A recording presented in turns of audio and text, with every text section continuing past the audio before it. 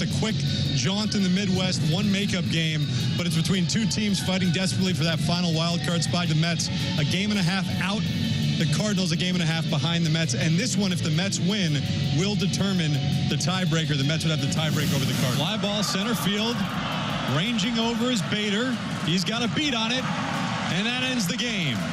The Mets come to St. Louis, a one-day business trip, and take care of business. The Mets win 6-0. Sean Manaea, brilliant to break a short two-game slide. Oh, boy. All right, it's time for the panic bus. I'm officially ready for it. 314-399-9646 is the Air Comfort Service text line. That audio courtesy of SNY, the Mets broadcast, as they come into St. Louis for a quick one-game makeup and kick your ass. 6-0 yesterday here in St. Louis with Tanner Hendrickson and Grant Francis. I'm Brandon Kiley. Alex out once again today. He'll be back in with us next week. Timo and the Cardinals have some big problems right now. The pitching's not particularly good right now. The offense has been bad for a couple of weeks now. The defense is mostly fine. And what it amounts to is a team that's one game above 500. They're falling in the National League wildcard standings. And the only reason why they're still essentially where they were going into the break in the division is because the Brewers are also not playing particularly well right now. Yesterday, for me, as the man that put on this conductor hat, I told you not to buy that thing, and said, I believe in this team. I think they're going to be able to make it back into the playoffs. Like, I don't think the National League around them is very good. All of that about the National League, by the way, still stands for me. Yesterday was the first time in a long time, basically since I put that hat on, that I looked at this team and said, I don't know if they have it in them. I don't know if they can do this, man. Because you came off of what was a weird and frustrating series against the Cubs, but you're back home. You're playing against a team that should be exhausted, that has this weird one-off of a game here in St. Louis. They're coming from Los Angeles to St. Louis for one day and then going back out to Colorado. It's a strange schedule for them.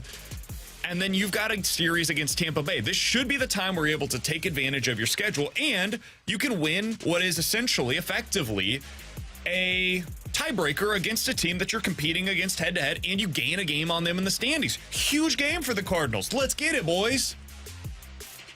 And they just completely laid an egg. And that's coming off of a bad series against Chicago, and this is after they've been playing some mediocre at best, below average at worst ball, basically since that Royals doubleheader. And so for me yesterday, T-Bone, my biggest takeaway from that loss and what we've been seeing lately from the Cardinals is that I'm just not sure any longer if this team has it in them to be able to go on a legitimate sustained run over the final 50 games of this season. Yeah, and that's where I was off of the weekend. So yesterday was just kind of the reinforcement for me. They're just okay at everything. And when you're okay at everything, you can lay eggs like that, you know, and they can't hit left-handed pitching. Their roster construction really hampers what they can do, to the fact that they have to play Pedro Pages against left-handed pitching because it probably gives them their best lineup. And you saw yesterday, Sean Manaea, he's a good pitcher. Like, he's a perfect, like, number 3 that we talk about all the time. Honestly, it's shocking he's not a St. Louis Cardinal. Yeah. And he dealed yesterday. And he just shut down your offense that was just flat. Never showed up yesterday. Can't hit with runners in scoring position again, where they went 0 for 7, which has been a constant theme for this Cardinals team this season. And I think they only had 3 hits in the 4-game set against Chicago Cubs, if I remember correctly, with runners in scoring position. I was about to say, not 3 overall, yeah. But with runners in scoring position, yeah. Yeah, The 3 for the last 34. Yeah, like, that can't happen. Like, a good team will not allow that to happen. You know, I'm not saying they got to hit like 500 with runners in scoring position, but you can't be 3 for your last 34. That's just embarrassing for an offense, and especially an offense that we had high expectations for coming into this season. Yesterday was just kind of reinforcement for me of, I've just kind of accepted that this is kind of who they are. They're a middling team. And why are they a middling team? Because they're just not good at anything. They're okay at everything. And I think that's where you look at this Cardinals team, and it's what allows them to go to Chicago and play a worse team on paper in the Chicago Cubs and lose 3 of 4. It's why I can date all the way back to early on in the season, where you're able to lose 2 of 3 to a team that's lost 21 straight games in the Chicago White Sox right now. When you're just okay at everything, and even okay can be a little bit of a stretch, you can be bottom 5 at what they are. Like, their rotation or their bullpen doesn't have swing and miss stuff right now. you're not going to be able to string anything together consistently, and you're always going to be vulnerable to eggs like you saw yesterday, like you saw in Chicago against the Cubs. I'm with you, and this is the exact reason why at the trade deadline I was more on the side of I don't think this team should be heavy buyers. I think this team should be leaning more on the sell side. I didn't see anything that they did particularly well, and except for maybe the bullpen, but even lately that's starting to falter for the Cardinals. I just don't see a path for them to really use something that they're elite at, because they're not elite at anything. And by the way, in terms of the tiebreaker last night for the Mets, I don't care. Like, the wild card can be damned at this point. Like, that's over in my mind. Like, you're going for the Brewers and you're hoping that they are worse than you down the stretch. And that's going to be hard considering the Cardinals' upcoming schedule.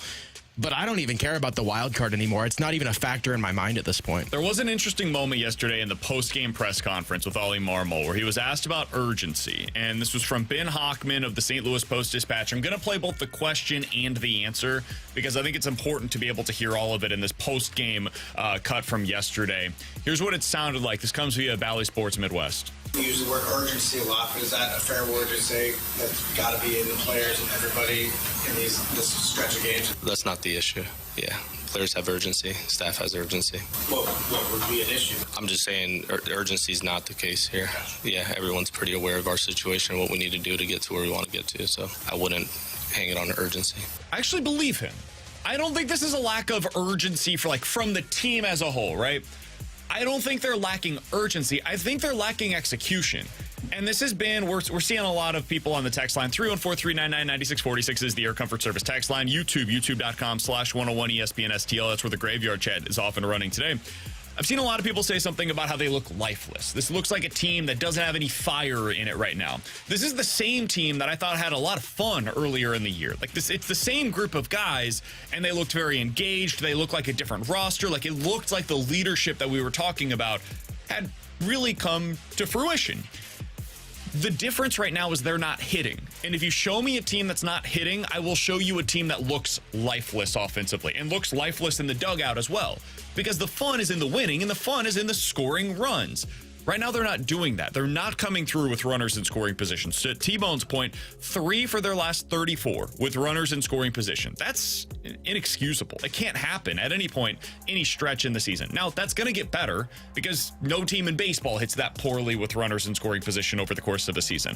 Their problem, though, is, dude, they never do damage. They never do damage when there are runners on. This is a team right now that has the second worst slugging percentage in Major League Baseball when you have runners in scoring position. Now, in general, slug's been down for the Cardinals this year, so you'd expect it to be down a bit. But they're like 19th in slugging percentage on the season. They're 29th. The only team that is worse than them is the Chicago White Sox, who have lost 21 consecutive games.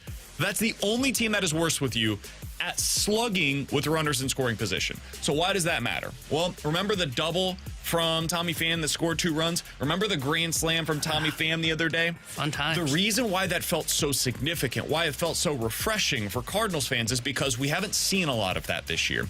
That's the way you break a game wide open. You get into a big spot, runners on second and third, 2 outs, and boom, here's a homer. Sick. 3 runs right on the board, put up a crooked number. Now we've got a little bit of wiggle room between us and the opposition. Or down by 3, we just tied the game instead of having to single teams to death, which is nearly impossible to do given how good pitching is and how difficult it is to get consistent hits against any pitcher, much less the good ones in Major League Baseball. So the biggest problem for this team right now, in my opinion, is their lack of slug in general, but especially when there are runners on. And until that gets fixed, and I'm not sure at this point that it's going to, they're not going to be able to consistently put together significant runs of good baseball because they're not going to be able to consistently put up 4, 5, 6 runs on the board. Yeah, I'm with you because, and this is why I've always preached slug, baby, slug since I've started on the show, because you can put up crooked numbers. And it's how you kind of separate yourself and avoid a lot of these one-run games that the Cardinals are consistently playing. But I'm with you because I think what we've seen from the starting staff is what you kind of expected now. You know, you're finally seeing Kyle Gibson is falling a little bit back to earth. Eric Fetty's first start was kind of a fallback to earth. He wasn't going to be a 3.1 ERA guy. And then in the bullpen, I think the bullpen's taking a slight step back. I think you're just seeing guys are getting tired, mostly because like Andrew Kittredge coming off of an injury. Ryan Fernandez, first year as a big leaguer. JoJo Romero, really first full season as a big leaguer. That's what I think is going on with the bullpen. I don't think it's a overuse by Ollie Marmol. I think he just has a bunch of guys that haven't really gone through a full 162 JoJo in his said pen. that publicly yesterday. Yeah. He talks to Derek Gould of the St. Louis Post-Dispatch, I believe it was, and said, listen, I needed a couple of weeks there to be able to work through some things. This is new to me of having to go through the ebbs and flows of a season. There are days where I feel really good. There are days where I don't feel good. Days when I've got my good stuff, days when I don't have my good stuff, and I need to learn how to grind through it when I don't have my best stuff. And he thinks he's getting better at that. And frankly, the results indicate that he's been much better at that in the second half of the season. So I think the bullpen's pretty good. I don't know if it's elite, but I think it's pretty good. And the problem for this team is I'm not sure they have any one individual area that is right now legitimately The offense is the one that should have been that.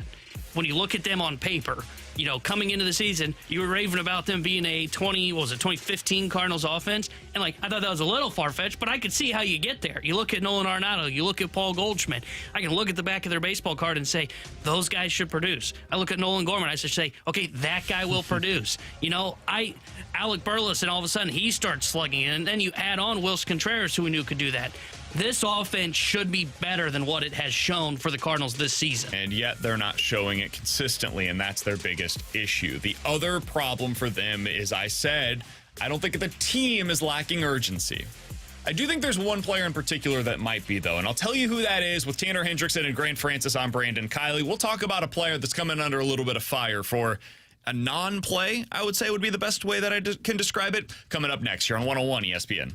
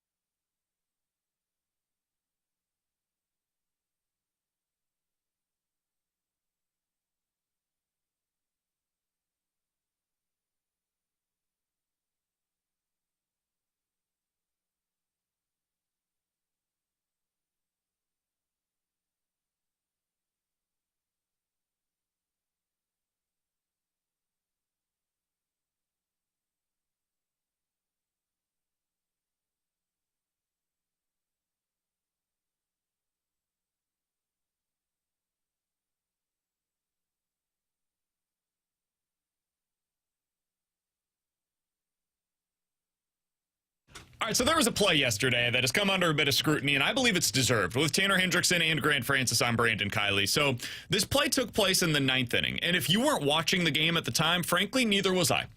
And I didn't see this until after the game. It was posted on Twitter by somebody, and so I'm just going to be totally upfront and honest about that. I did not see this play live, but then I went back and rewatched the condensed game afterwards, and I can go back on Bally Sports Midwest and rewatch the 9th inning to see, okay, what happened there? What did I miss here? So if you're not familiar with what I'm talking about, it was the 9th inning, and there is a very slow chopper that's grounded towards third base. It's by the catcher, who doesn't run all that well, but is a fine athlete for being a catcher, Alvarez. And there's 2 outs in the inning. Cardinals are down 6-0. Here's what that play sounded like on Bally Sports Midwest. Alvarez, the catcher, chops one toward third. Arenado will put that in his pocket.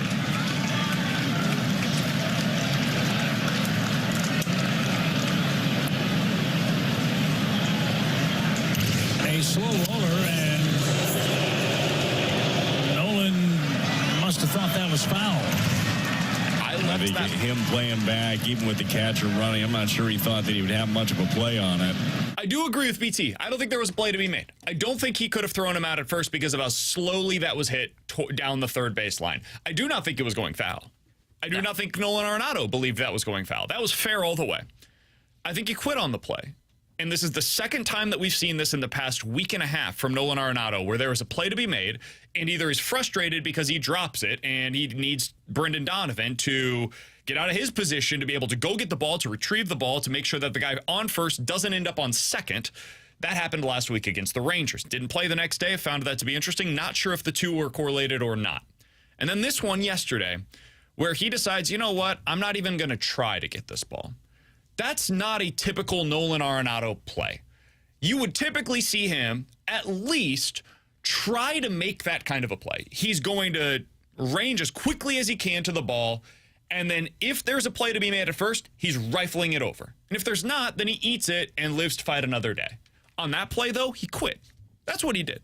And I left that pause in there for a reason, because Chip Carey, who does a great job, in my opinion, on Bally Sports Midwest with these broadcasts, appeared to be taken aback by the fact that Nolan Arenado didn't even give an effort on the play. So much so that he went silent for like 7 seconds on the broadcast, and you can tell he was trying to find the words to say of, how do I describe what we all just saw on television? Because there's no easy way to describe that other than Nolan Arenado just quit on this game, and it's the 9th inning. Yes, there's 2 outs. They're down 6-0. Not a great place to be in. But I remember as recently as a couple of weeks ago, top of the 8th inning, I believe it was, Cardinals were up like 8-1 in the game. Mason Wynn makes this unbelievable play, ranging across to his left, throwing out a runner at first. It was like, okay, that's why I love that dude, because no matter what the score is of this game, he's fighting his ass off to get every single out. He values every out of the game. I couldn't say the same about Nolan Arenado yesterday, and to me, terrible look. Terrible look in a season that's had quite a few of those. His body language has been bad at times, and some of the plays that he has just given up on completely indicate a player that has grown so frustrated with his own performance this season, or lack of performance this season, that it is now actually becoming a problem for the St. Louis Cardinals on the field. That was a bad play, a bad look, and it should, in my opinion, result in him not starting for the team today. I think you should bench him today for what we saw yesterday that took place in the 9th inning. You got to prove a point to him and to everybody else on the roster. That's not acceptable. Yeah, I'm with you on that. I hope he's not in the starting lineup today, because I do think he should be benched. And I tinfoiled at the time that Rangers play that you made reference to in that Ranger series, where it's the chopper over Roycroft. He misses it. Donovan has to get out of position to go get the ball, and it could have almost been an infield double because of that. The next day, he was not in the lineup. And I tinfoiled, not on air, but here in the building, in our office, I tinfoiled that maybe that was a benching of Arenado. I wonder if they will do the same thing today. Honestly, they probably should do the same thing today, because you mentioned Mason Wynn. Mason Wynn has the performance to back up that he's one of the, top 3 offensive players for the St. Louis Cardinals, and he's never quitting on the Cardinals team, even in games whether they're up big or they're down big. Nolan Arenado may not be performing as one of the best players offensively on this team, but he's one of the highest paid players on this team. And one of the highest paid players, whether you're struggling or not, shouldn't be a guy that is giving up on his teammates no matter what the score is. Because, you're right. He wasn't making that play yesterday. But I've seen him in games when things were going right try and make that play and at least eat it. And now it's becoming an issue on the field for the St. Louis Cardinals, Nolan Arenado's body language. And he even said publicly last year, or heading into training camp, or spring training, I should say, hey, when things were going right for me, I kind of pushed away some of the young guys. Well, what's going on in the locker room now then? If this is the issue we're seeing once again from Nolan Arenado on the field, what are the problems like in the locker room because of what's happening this year? And to be clear, we have no indication that there has been any issues in that clubhouse this year. Everything that I've seen when I've been inside of it and when I've talked to people around it is that it's been a good clubhouse this year. And I think a lot of that is because of the veteran presence, pitching and hitting wise, that they've been able to bring in. But when you see something like that on the field, it's just a poor reflection on where his mindset is at right now. And 314-399-9646 is the air covered service text line to get involved in the show from the 636. Guys, Arenado is just reflecting what his opinion is of the front office and the job that they have done over the past few seasons. I outright reject that notion. And the reason why is because they listened to everything that Nolan Arenado told them in the offseason. He said, we need more of a veteran presence inside of that clubhouse. The Cardinals targeted specifically his friends, people that he had a past history with, and guys that are either his age or older to be a part of that clubhouse. So he got what he wanted. The problem, the single biggest problem for the 2024 Cardinals, if you want to identify just one, is that Nolan Arenado at his age, no, not Paul Goldschmidt, because he's 36. Nolan Arenado at the age of 33 has fallen off of a cliff offensively. He has gone from a guy that consistently hits 30-plus home runs and 100-plus ribbies to this year being a player that right now has 11 home runs in 106 games. That's their biggest issue. Their lack of power can be tied into a lack of power production from Nolan Arenado. So if he wants to get mad at somebody, there's only one person that he needs to get mad at, and it's the guy that's facing him in the mirror in the morning for his lack of production. And I do think he's trying for the most part. Like at the plate, I don't think he's just given up there. But that play last night in the field is what's frustrating, because part of his value for this team is what he's doing for you in the field. You can't have that kind of lack of effort. If he's not running out a grounder to first base, he's probably not going to run out the grounder to first base. That's not Nolan Arenado's game. What is his game is his defense, his ability to make plays that nobody else in the league can. And once he stops doing that for you, now we've got a problem. And I think to add to the frustration that I've had with Nolan Arenado, you mentioned, I agree that this isn't a front office thing. This is hey, Nolan, you've got to perform. You are making $32 million, and you're not at that age yet where, that drop-off should really come. Paul Goldschmidt is. Paul Goldschmidt is the guy where if you told me coming into the year, hey, it's going to just go for Goldy this year, I'd go, he's getting old. It kind of makes sense. I could see where that could happen. That's not the case for Nolan Arenado. And you mentioning the part about, making sure that in the offseason they brought in guys like Matt Carpenter, Brandon Crawford to this roster. Crawford more tied in to win, but a veteran guy nonetheless. Bringing in Matt Carpenter, you're seeing what I was worried about at the time that they made that move, when I think it was me and Alex were on air at Centene during the offseason when he was signed.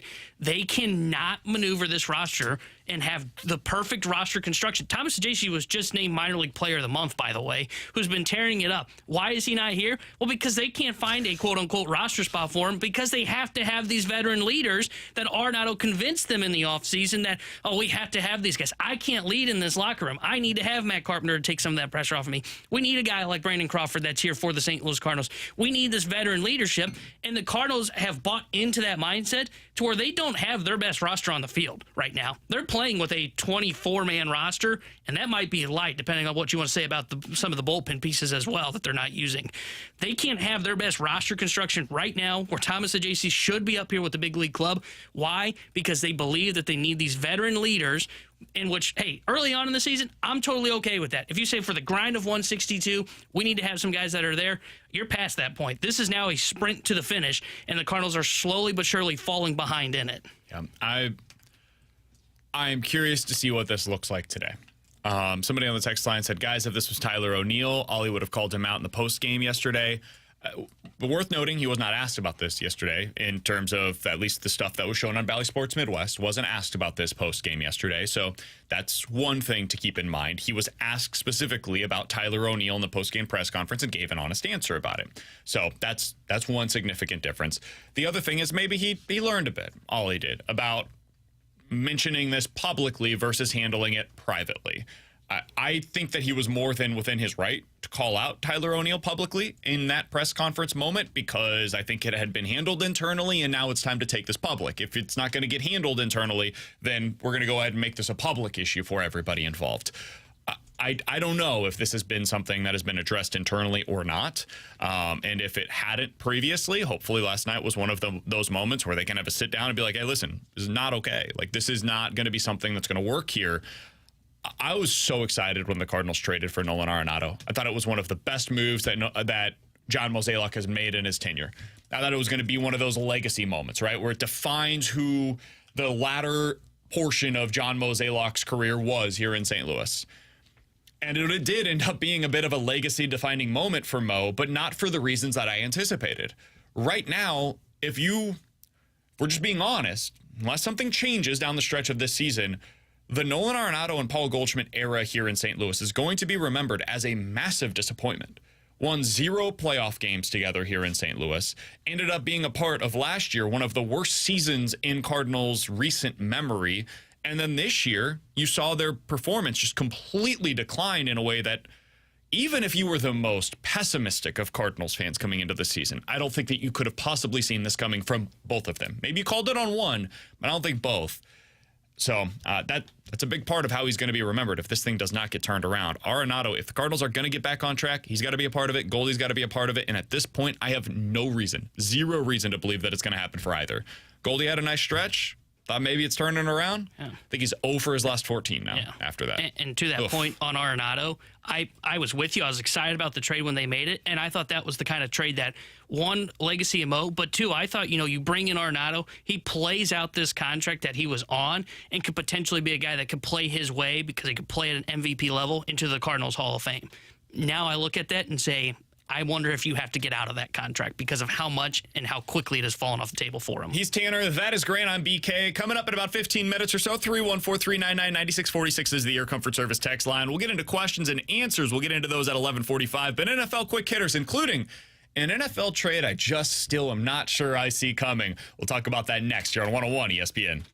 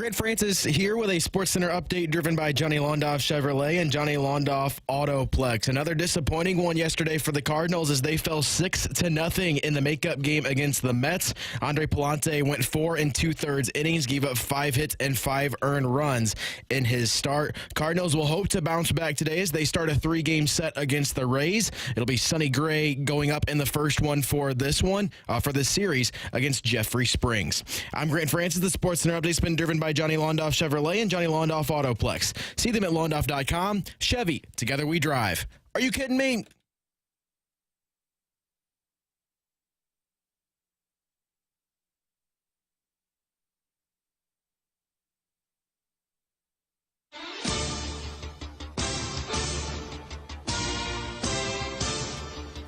All right, let's dive into some NFL quick hitters with Tanner Hendrickson and Grant Francis. I'm Brandon Kiley. Let's start out with the big news in the NFL. The 49ers are reportedly working on potential trades that would involve Brandon Ayuk. Now, the two teams that have been listed as the finalists for Brandon Ayuk services are the Patriots and the Browns. Now, here is where things get a little bit more dicey, T-Bone.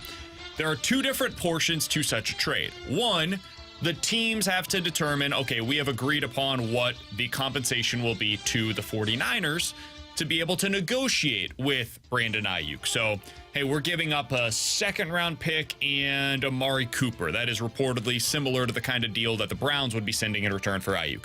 Patriots have involved potentially Kendrick Bourne plus draft picks for Brandon Ayuk. So those are the two teams that, according to reports, have agreed to terms with the 49ers. Now, the hard part, now you got to get Brandon Ayuk to decide, I want to sign a long-term deal for X amount of money with your team. And once you do that, you get the terms with the player and the teams. Now we can have a trade. We have not reached that point just yet. T-Bone, there are a lot of differing ideas on why this would be floated publicly prior to a trade actually being made. Why is it that the Patriots or the Browns or the 49ers or maybe even the Steelers, who were previously involved with this, would want this to become public information? It was leaked by a 49ers reporter yesterday. What is your theory on why we know about this trade before it goes down?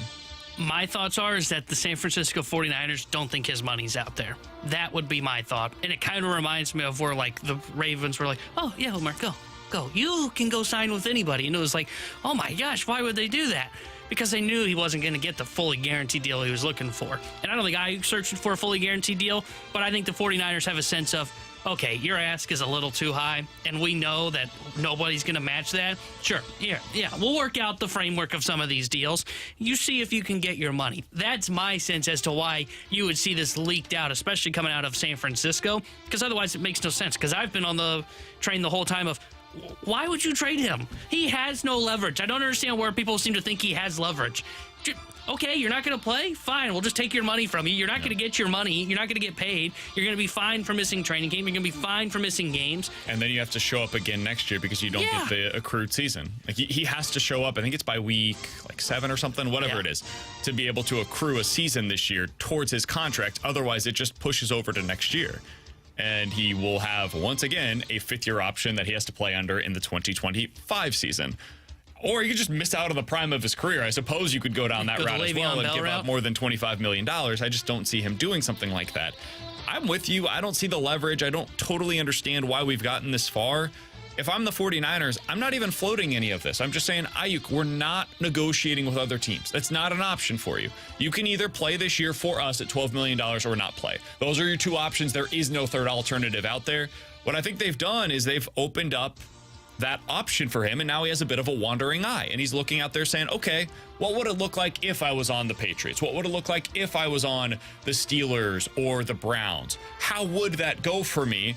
And once you get there, it's really hard to get it back if you're a team. So I think he probably will get traded. And I think if he does, we will look back at this as the moment where the 49ers, who were, in my opinion, probably the best constructed team over the last 3 seasons. Yes, better even than my Kansas City Chiefs. Chiefs won more, but 49ers I thought were the best overall team, the roster construction. I'd agree with that. This will be the moment where that changes. Because Ayuk is such a massive piece to what they do offensively. I like Amari Cooper. He's a really solid player, and if they get him in return, I think they'll still be a really good offense this year. That basically becomes a one-year deal, and now moving forward, they've got massive questions. Trent Williams, probably on the last year of his deal. Don't know what the plan is with Debo. Mari, I don't think will be a long-term answer for them. He's got a lot of injury questions. 49ers are in a tumultuous position right now if they decide to go out and trade Brandon Ayuk this offseason. I will say, I think they would be fine this upcoming season. Down the road in the future. Super Bowl contender fine or yes, good? In the NFC, yes. I still think they're the best team in the NFC with or without Brandon Ayuk this season. I think you're 2 losses worse without Ayuk. 2 to 3, somewhere in that range. I think we've underestimated just how good Brandon Ayuk is. I think you're underestimating just how good the rest of their offense is. They've still got a ton of weapons. Like, if they're able to stay healthy. Because that's the thing. They got Debo, they got CMC, they got George Kittle. And? Like, yes, all of those guys, all of them have serious injury questions. Yeah. Like, George Kittle is a very good tight end. Healthy, that's Last the big year, qualifier. George Kittle on the season finished with 1,000 yards, and it was like the rare season where he played 16 out of the 17 games. I wouldn't expect that out of him this year. Deebo Samuel last year played 13 games, and that's pretty good for Deebo Samuel. Christian McCaffrey, it was the rare year where he actually stayed healthy for the entire thing. Brandon Ayuk has been the one guy that has stayed healthy on this team. Last year had 1,300 yards and 7 touchdowns. I think he's a star. Like, I think Brandon Ayuk is a top 10 receiver in the game, and that may be conservative. I think what they're getting rid of potentially is the one guy that they can rely on a week-to-week basis other than the quarterback position. I think you go into this season with so much more uncertainty if Brandon Ayuk is not there. I think they're still really good. I'm not sure that they are head and toes better than the rest of the teams in the NFC anymore. In fact, I do not believe they would be. I think they would be like right around the same area as all of the other contenders. I'm with you there. And another reason for that, you mentioned the quarterback position. It's not like I feel like the quarterback there can lift up the pieces that they have. You know, it's not like if you took him away, and I'm trying to think of the best team for this. I guess it's probably Mahomes.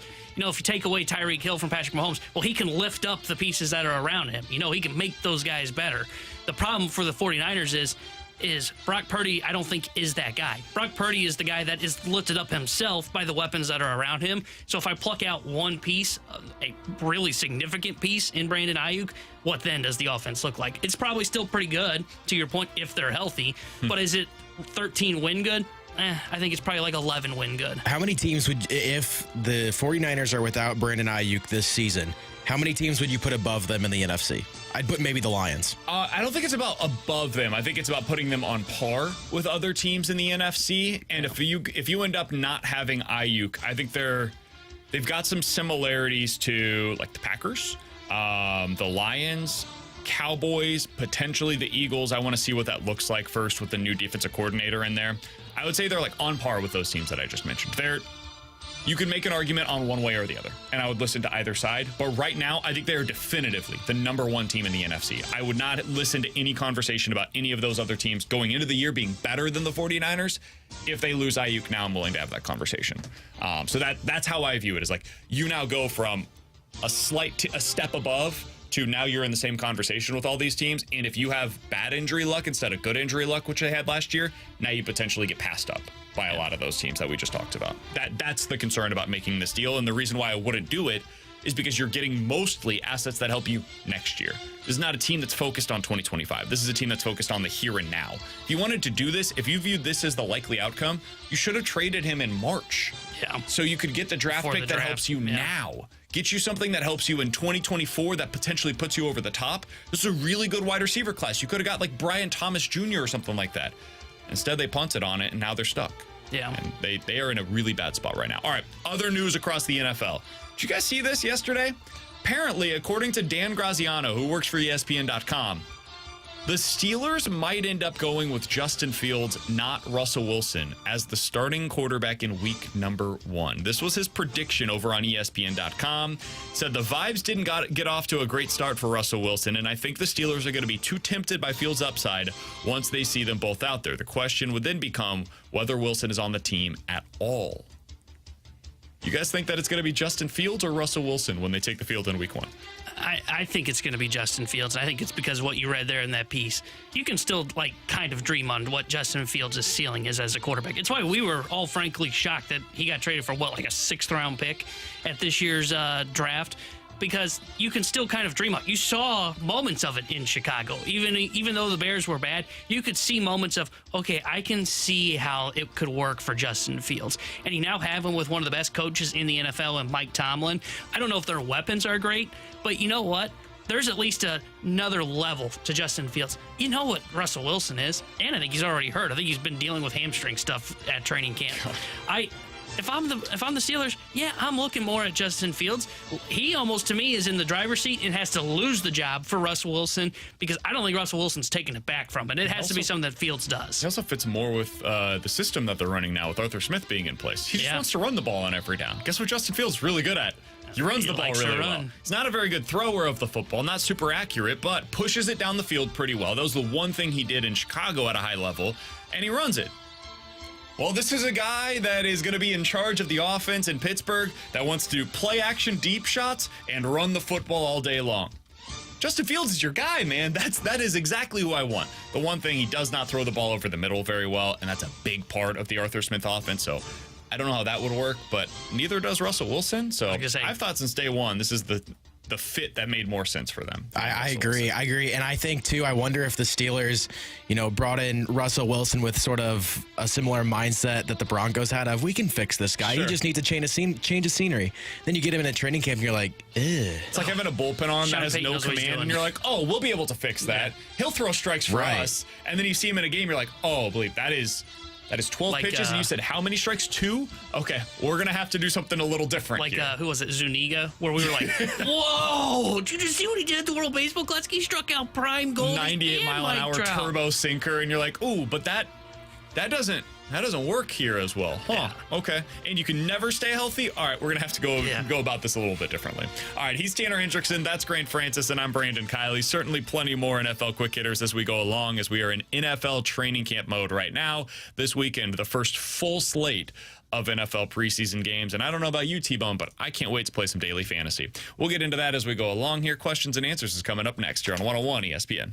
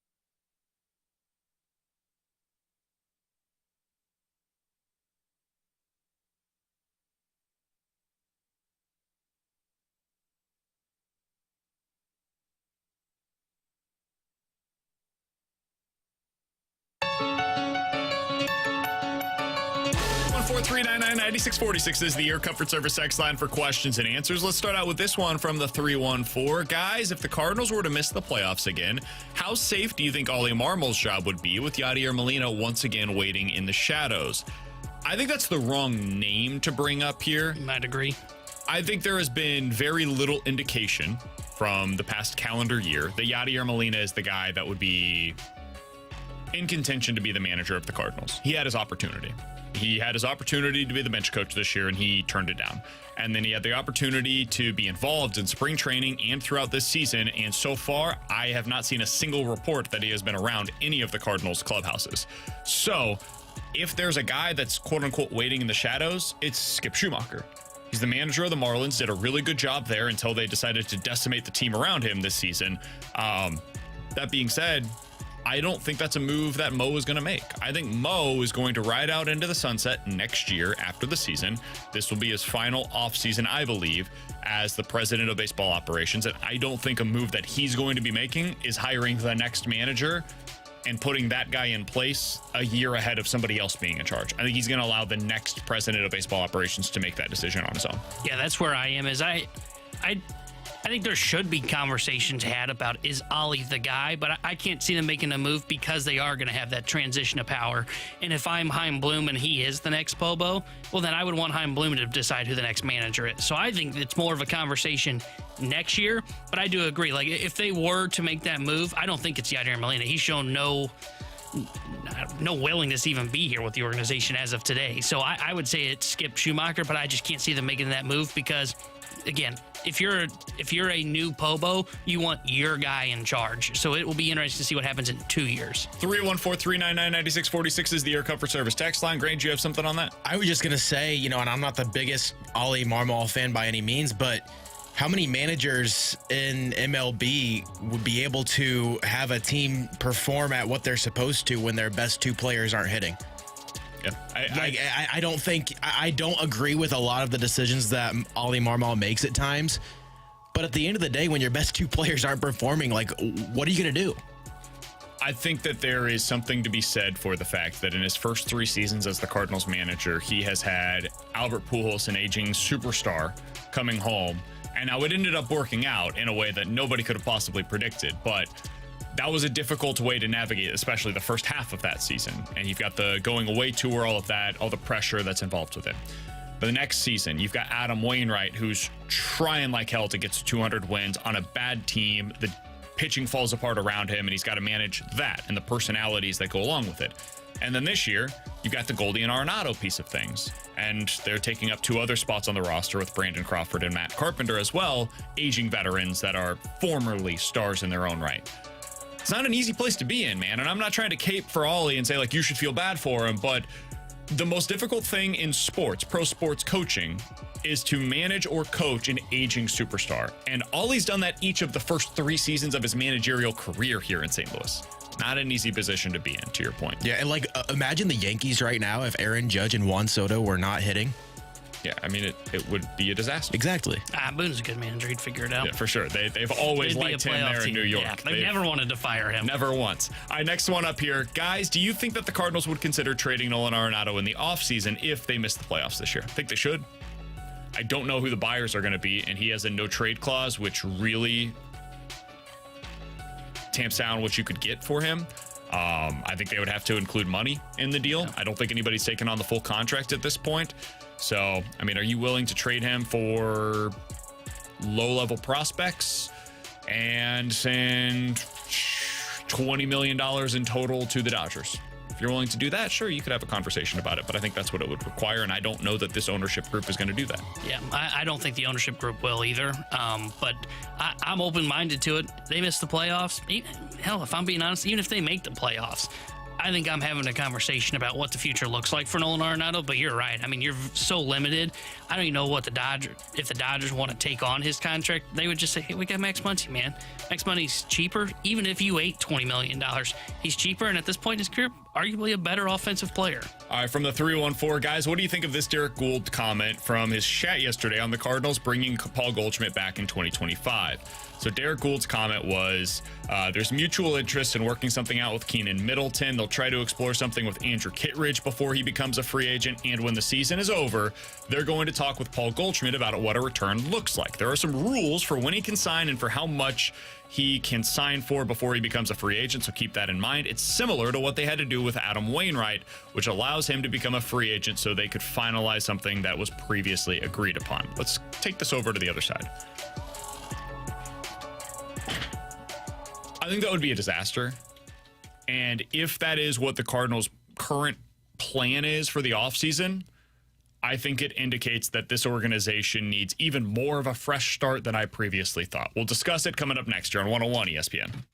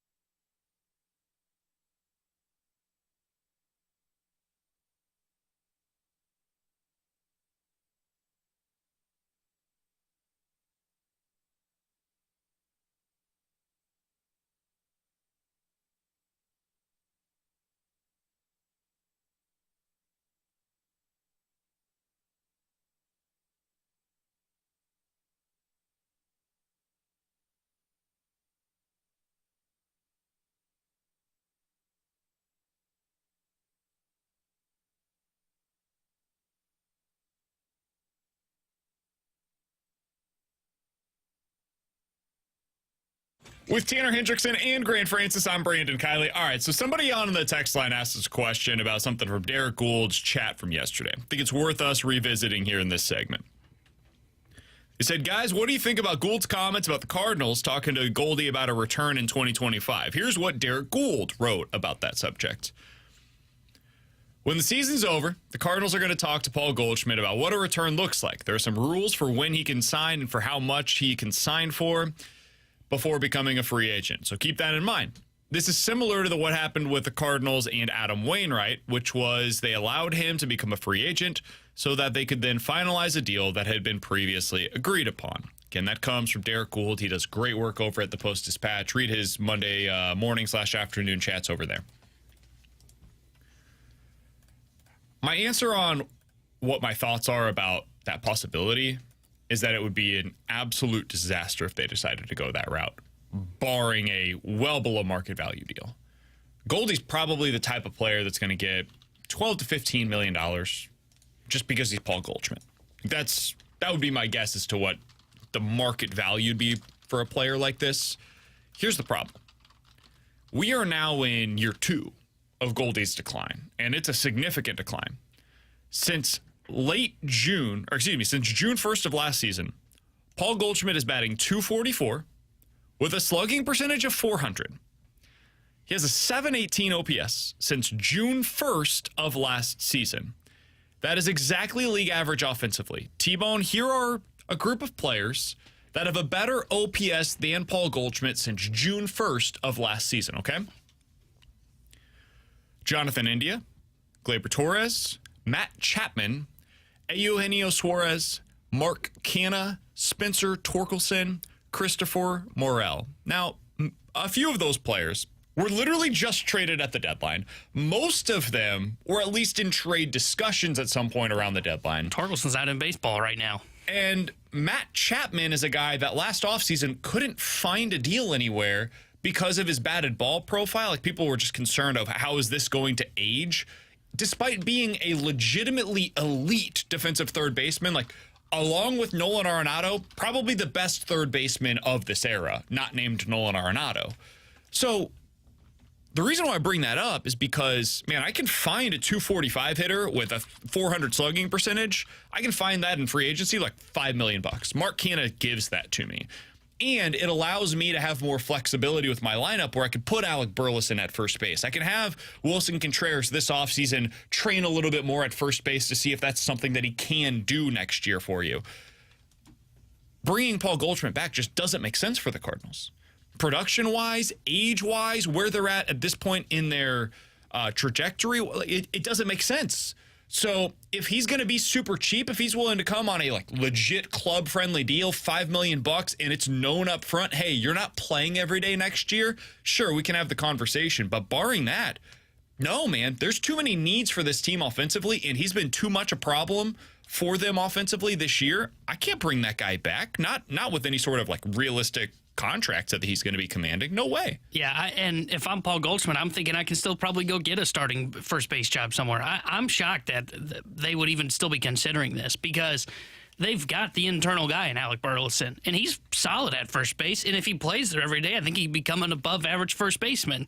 I just don't understand why you would want to bring back Paul Goldschmidt because you mentioned his decline over the last two seasons. The last two seasons have been the lowest slugging percentage of his career. And when you look at the Baseball Savant page, look, there is a little bit of red here still. He still hits the ball fairly hard. Average exit velo still looks pretty good. So, maybe you could have an argument of, okay, maybe the numbers could be slightly better. But compared to what it looked like in 23 and 22, he's starting to chase a lot more. You can see he's starting to almost guess more because he's late on pitches. He is clearly in decline and as he would be, I would expect, because he's 36 years old. I just can't imagine bringing him back. And I don't think he falls into the category of Adam Wainwright, who was someone that was mentioned there by Derek Gould. He was a legacy player. Paul Goldschmidt's not a legacy player. He won an MVP here. He's enjoyed a 5-year career here in 6-year career here in St. Louis. Really good. He's been good. He's been everything you wanted to until the back end here. And look, again, it's just age decline that's been showing. But he's not a legacy Cardinal. I don't feel the need to say, man, we really have to have that guy. And if we're being completely honest, he's not even the face of the franchise anymore. It'd be one thing if it was, hey, Paul Goldschmidt's still face of the franchise. Even though it's a down year, he sells tickets. That's not his role now. Mason Wynn is that guy. Mason Wynn, Alec Burleson, Wilson Contreras, those are the face of the franchise. I'm willing to let Goldy walk in free agency. I just don't see a role for him on this team because I don't think he would want to be the guy that ends up being a backup first baseman. And I'm not going to give him $5 to $10 to $15 million on this team. I'm just going to go with Alec Burleson because he slides right into that role next year. I agree with everything you guys are saying, but at the same time, do you not still get the feeling that this team is going to have the attitude of, this was an MVP 2 years ago? We think he can get back to that, or at least get close to back to that. I mean, if they do, then they don't understand how aging curves work. But and I have too much. Would it shock me if they bring him back? No. Would it shock me if they tried to sell me on the idea that he's going to be the guy that he was 2 years ago? Yeah, that would pretty much shock me. Because you can't sell it. There's no way to sell it. We've all watched the games, right? I have watched the games. Okay, and I'm not saying that they're saying that he's going to get back to MVP form. I'm saying that this is what he was 2 years ago. Or 23, excuse me. Right. Yeah, this is what he was. We think he's better than what he is right now because it wasn't that long ago that he was at this point. He's going to be 37 next year. Guys just don't get better at this point in their careers. When they show significant decline, typically it just goes.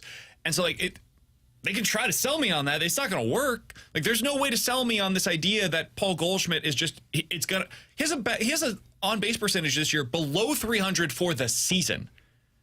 Think about that, guys. Below 300 on base for the year. His previous history in his career, the worst on base percentage that he had prior to this season in a full year was 2019 when he was at 350. It's 60 points worse this season than it was at the worst point in his career prior to this year. We talked about this with Michael Gersh at the beginning of the season, where he said, hey, sometimes the concern that you have about building, and he was talking about the rotation, building around a rotation that is this experienced, we'll say, is that it can go sometimes. Like, it just happens and it goes out of nowhere. And I said, yeah, kind of like what happened with Waino. And he's like, yeah, I wasn't going to bring it up, but yes, that's exactly right. And that's what we're seeing right now with Goldy. When it goes, it's done. And you have to be willing to go ahead and say and admit and wash your hands of the situation and say, it's over. We can both go our separate ways. And at this point in Paul Goldschmidt's career, he's probably going to go somewhere else, start a few days a week, and be a platoon bat kind of a guy, where DH once a week, first base a couple of times a week, and maybe you've got a great offense. You're like, you know what we really need is just a really good defensive first baseman that occasionally comes away with the big hit, adds a little bit of veteran leadership in our clubhouse, can be a good guy around the younger players. Like, sure, there's teams where he makes sense. That team just isn't here, man.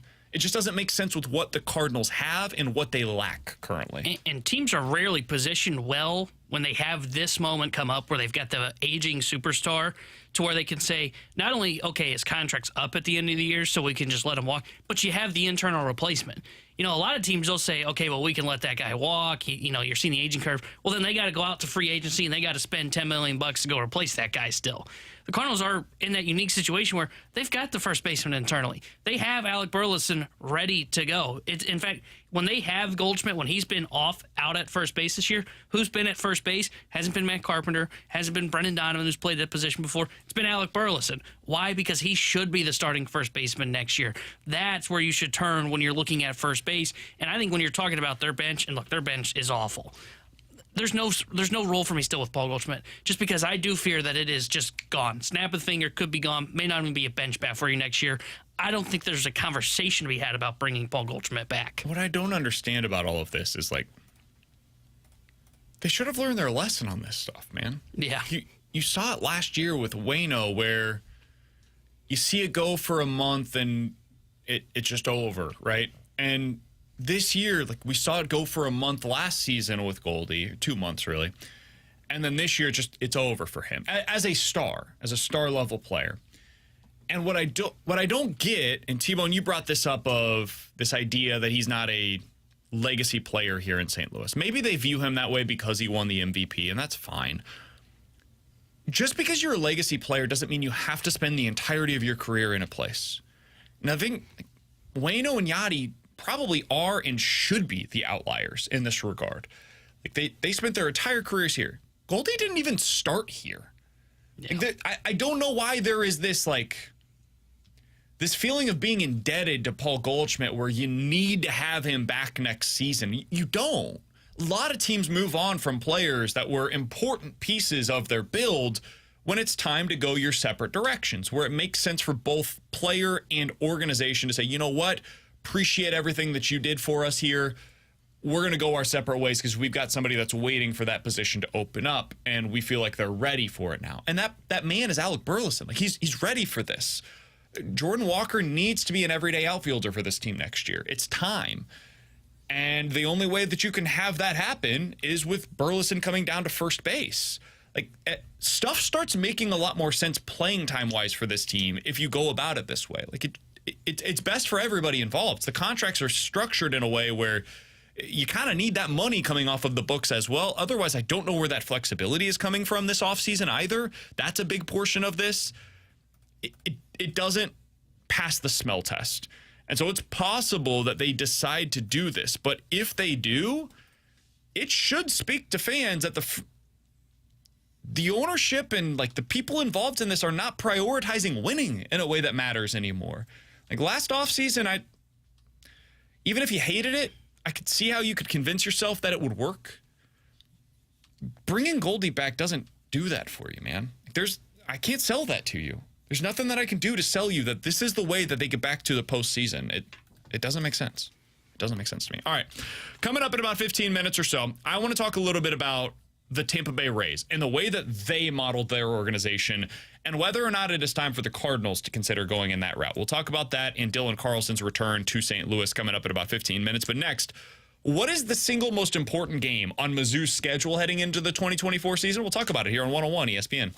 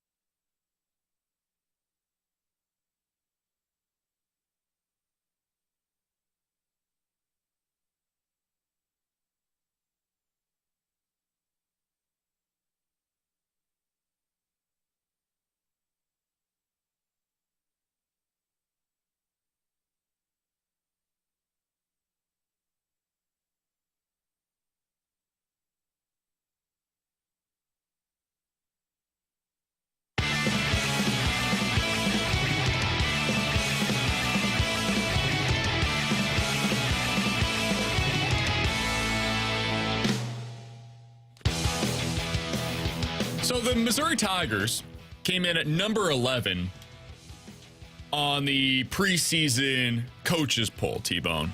I don't know if you're familiar with this, but the new college football playoff is going to include 12 teams. So if the season ended today, the Missouri Tigers are a part of it. Now, they haven't played a game yet, but they would be a part of it. And that speaks to the level of anticipation that currently exists for this season with Tanner Hendrickson and Grant Francis. I'm Brandon Kiley.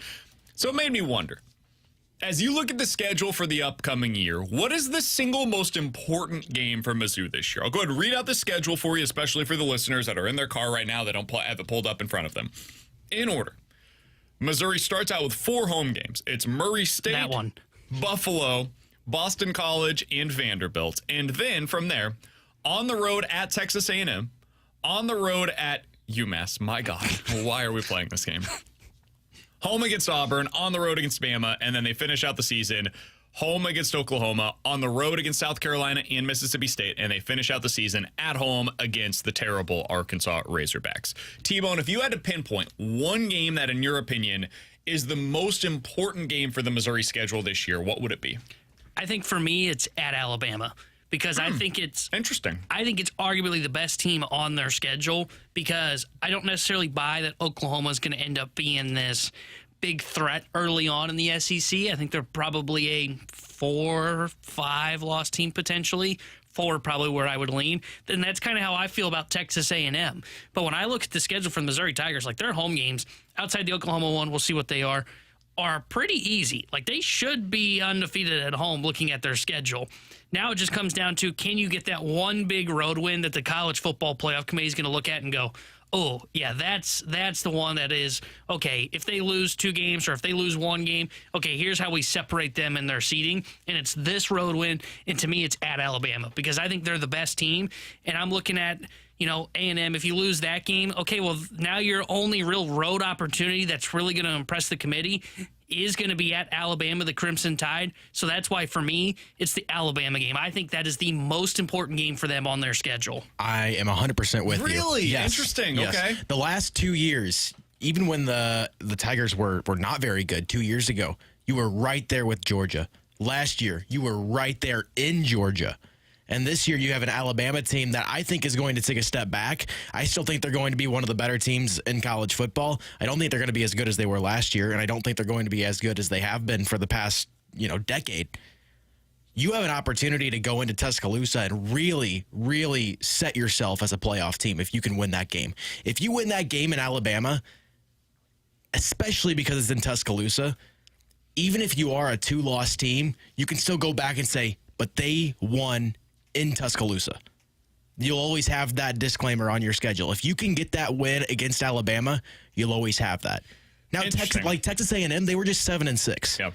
Like, you beat them, you should beat them. I understand it's on the road, it's a tough environment, but you should beat them. They were 7-6 last year. So that's how I view that game as well. I view that as it's a super important game, don't get me wrong. But if I have to define any one game as the most important, I do not have that among, for me, my top 2. Earlier today, I asked Jackson about this. I said, which one would you have as the number 1 game? He and Tim both said Texas A&M. And there's a pretty good argument for it, right? It's the first real game that Missouri plays this year. Yeah. 4 home games against Murray State, Buffalo, Boston College, and Vandy. If they lose any of those 4, it's disastrous. The season has gone completely off the rails. Something has gone horribly awry, and Missouri will not live up to expectations this year. So those are disqualified automatically from being in this conversation. And so the first real game that you play is after a bye week, going on the road against Texas A&M, a very difficult place to play, against a team that's expected to be good, even if not great this season. The reason I don't have them up there is because I think there's a pretty good chance that Texas A&M loses to Notre Dame in the opener, loses to Missouri, loses to LSU, loses to Texas, and then potentially loses one more, and boom, you're at a 7-loss or a 5-loss team there. You can't lose to that team. That can't be one of the most important games of your season. For me, it's Oklahoma. Can't lose a home game. You can't lose that game to that team that you were specifically recruiting against so often. And you can't lose that game against Oklahoma when they're probably going to be coming into it with 1 or 2 losses on the season. If you lose to Oklahoma, because after that they have Alabama and LSU, who they're probably going to lose to. They probably end up with 4 losses, maybe 5 losses on the season. That'll go down as a pretty uh-oh. How'd Missouri lose that game? That could be the game that if you lose it, the committee looks at it and says, yeah, they lost 1 or 2 games in Missouri, but do they really stack up against these other teams that are up there on our list of the best teams in college football right now? And that could be the loss that puts them on the outside looking in, because if you lose against Oklahoma and you lose against Alabama, for example, you don't have the strength of schedule to be able to win it. So I think losing against Oklahoma could put them behind the 8 ball. That, to me, is the biggest game on the schedule. But what you just said, though, about does this Missouri team stack up against the other best teams in college football? If they beat Alabama, then the answer to that question has changed, even if they lose to Oklahoma. If they win in Tuscaloosa, is such a big blow. And not just losing at home, but having a week to prepare for that game as well, because they've got a bye between Alabama and Oklahoma. Two of their three biggest games this year on the schedule, they have a bye the week before.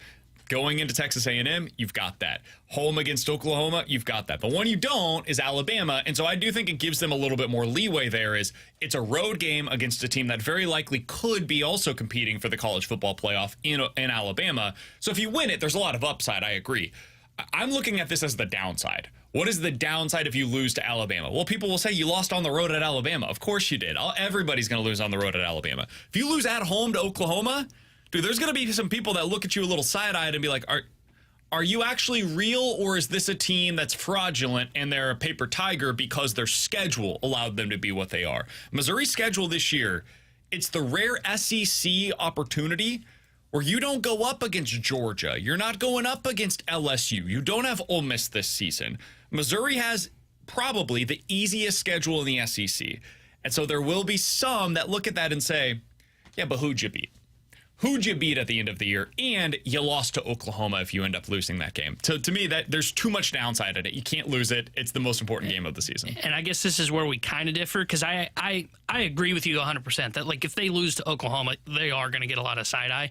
I think if you lose at Alabama and you lose, let's say, I don't know, lose at Alabama and lose versus Oklahoma, you don't have a win on your resume that really sticks out.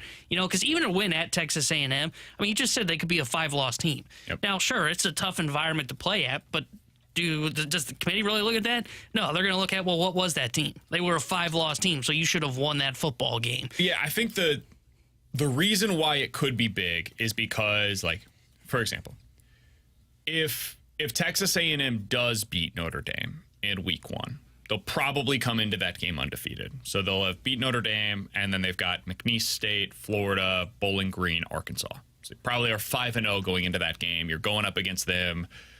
Their home turf, 100,000 fans in the stands, and if they beat you, they have Mississippi State the next week, and then there's a massive showdown against LSU. It's like that could determine a big time game for Texas A&M. If Missouri wins it, it probably feels similar to the Kansas State game last year, where it's like, okay, now we have a chance. And if they lose it, it probably feels like if they had lost that game against Kansas State last year, where just completely takes the wind out of the sails for Missouri fans, because you go into it with so much anticipation of, look at what this season could be. So I think for me, the two games that I at Texas A&M, Oklahoma, Alabama, those are the three games that are in contention here. Tim and Jackson picked the Texas A&M game. I've got Oklahoma. You've got the Alabama game. T-Bone, you said Oklahoma as well? I'm going with Alabama. Yeah. It speaks to those are the three games that really matter on this schedule. Like, for Missouri fans, you got 3 dates where it's got to happen. October 5th, October 26th, and November 9th. If you win at least 2 of those 3 games, you're going to the college football playoff most likely this year. Whew, baby. It's almost here. Right. It's almost here. We want to break down what will be the biggest game on the Illini schedule. Go ahead. What do you got? I'm thinking at Northwestern end the year, because that might be the game where they can become bowl eligible. That's kind of what I'm thinking. At Northwestern to get to 6 wins. I like Northwestern. You're not Where are they feeling playing that? this year? Aren't they playing in front of like 15,000 fans? Yeah, they're like playing at I think a practice facility that's like right on Lake Michigan. There's a chance they're playing in like 10 feet of snow. And My high school, Southwestern, stole their fight song. Oh, dude. So Really? yeah, I root for them.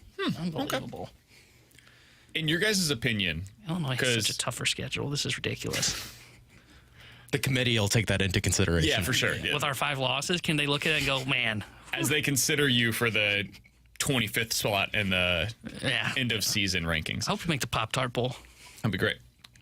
Who do you guys think is the biggest sleeping giant right now in college football? Because Georgia was this prior to Kirby Smart taking over, and now they're a juggernaut, obviously. You could have... I think Texas maybe was this to a degree before they got Sark there. You've seen now what they can become when they've got administration and football coach on the same page and everybody's pulling in the same direction. Do you guys think there is one currently? A potential sleeping giant that is not living up quite to expectations? Because it could be a team that's consistently winning 8-9 games. That's what Georgia was under Mark Richt prior to to Kirby taking over, but do you think there is one currently in college football? Is it fair for me to say Penn State? Because they're constantly 9-10 every year. Yeah, 9-10 wins. And I like James Franklin. Like, he's put Penn State back on the map to where every single year you're going to say, okay, you can at least squint and see how they're a contender in the Big Ten. But they constantly lose to Michigan, and they constantly lose to Ohio State. I don't think they've beat Ohio State for like 7 straight years. I kind of wonder if they're that team, to where you look at them and you say, okay, what would it look like if you didn't have James Franklin? Would it be better? The chances are that the grass is not greener on the other side, and you end up going into like purgatory and end up being like a 6-7 win program. But they're just a one where I constantly look at, they constantly have like top 20 recruiting classes, and they're always like right there with Michigan and Ohio State, and they typically give them a decent game. Penn State's the number one team for me that I look at and say, okay, is there something that I'm sleeping on here that they could actually get over that hump? A team that's in that same sort of realm for me, and a lot of people don't talk about them. How do you guys feel about Ole Miss? I thought about them, but they've got their coach, I think. I think this is what they can be. I don't know that there's much higher ceiling to it. They don't have, historically speaking, enough of like a football powerhouse. The recruiting in Mississippi is good, but not on the level of like a Georgia, for example. I think you're seeing basically what is peak Ole Miss production right now with Lane Kiffin in charge, personally. Yeah, I thought about them, Grant. Like, they are the one that I was like, okay, maybe. But because you've seen Lane Kiffin, like, this is the year he's maximizing that roster. It feels like they're in the same spot as Mizzou. Like, they are playoff or bust. I just feel a little different about them than I do Penn State. I've got one for you guys. USC. I think USC remains a sleeping giant. They are... It's just funny because Lincoln Riley was a huge get at the time. And it just, for whatever reason, has not worked with him out at USC. Man, maybe this is just me showing when my childhood was, but I remember those Pete Carroll teams at USC. It was the biggest thing going. The recruiting there is unbelievable if you get it going in the right way. LA is massively fertile recruiting ground. Now you're in the Big Ten, which is strange to me still, but you're in one of the two conferences that matters in a meaningful way. And if you get the right coach there and they take off, it is the biggest story in Los Angeles other than the Lakers. Like, bigger potentially than the Dodgers, certainly bigger than the Rams or the Chargers with anything going on there. They are a massive story. They are their professional football team, and they happen to play college ball. To me, if USC is ever able to get this thing right and get back to where they were in the Pete Carroll era, I think there is a lane for them to once again be a juggernaut in college football. I don't think Lincoln Riley's the guy that's going to get them there. He can never recruit a defense, which is what worries me. You mentioned them and you mentioned your childhood, so it makes me wonder if this team belongs in this category. Is Miami, Florida, that team? I don't know that they have them. Because like they were like really good in your childhood, right? And you're in Florida, which is a huge football ground for recruiting. Illinois loves to go after the 3 stars in that state. I wonder if they're that team. And like, I like Mario Cristobal, but is he a guy that like gets you over the hump? He never got Oregon over the hump, right? No. I think he got them to the playoff maybe once, or if not at all. He's a great recruiter. In-game coaching has been a legitimate question for him. Like not taking a knee. Yeah, exactly. I think they could be. It's possible. I haven't seen it in so long from them, and college football has changed so much. I think they've got the NIL clearly because they've done it on the basketball side, but football is like a different monster with how much money you have to be able to put together for a full roster. I could see them. Miami, USC, Florida. Texas was this. I don't know with Florida, because like we talk about my childhood was because I don't remember. Mine was Urban Meyer, Tim Tebow, and that team just being so dominant for like 3 years. Yeah. I don't know if they can get back to that anymore. I don't know if they have that in them. You know what? The only reason I wonder is because like I'm seeing like Florida is still a huge recruiting ground for all these top programs. LSU. And Florida State's doing it. You know, I've seen Florida State now with Norvell be able to take that leap forward in the ACC, which isn't even one of the two big conferences. Talking about Florida made me think of this because talking about our childhood, the teams that were really good. What about Auburn?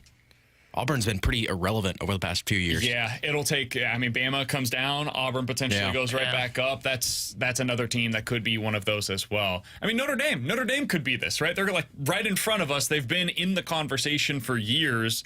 if somebody can figure out how to get that thing going, not just well, but like take it to the next level, it's hard. There are certain things there that are restricted that are not restricted at many other schools. But that's another one that, I mean, you go back to even like before my childhood. You could talk about them being one of the best teams. Well, we really showed our age in that segment, guys. Yeah. That made me feel kind of Maybe Mizzou's a sleeping giant. With Tanner Hendrickson and Grant Francis, I'm Brandon Kiley. Coming up next, how would Cardinals fans view it if the Cardinals went to more of a raise model with the way that they operate? And how would they even do that? We'll talk about it next here on 101 ESPN.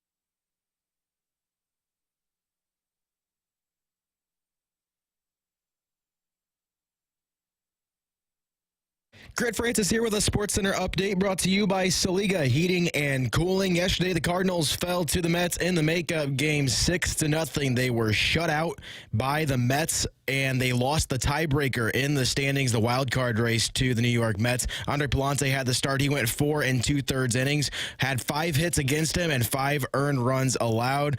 Cardinals will hope to bounce back today as they start a 3-game series against the Tampa Bay Rays. It'll be Sonny Gray getting the first of this series at Busch Stadium, going up against Jeffrey Springs for Tampa. First pitch tonight will be at 6:45. I'm Grant Francis. The SportsCenter update's been brought to you by Saliga Heating and Cooling, an independent American Standard heating and air conditioning dealer.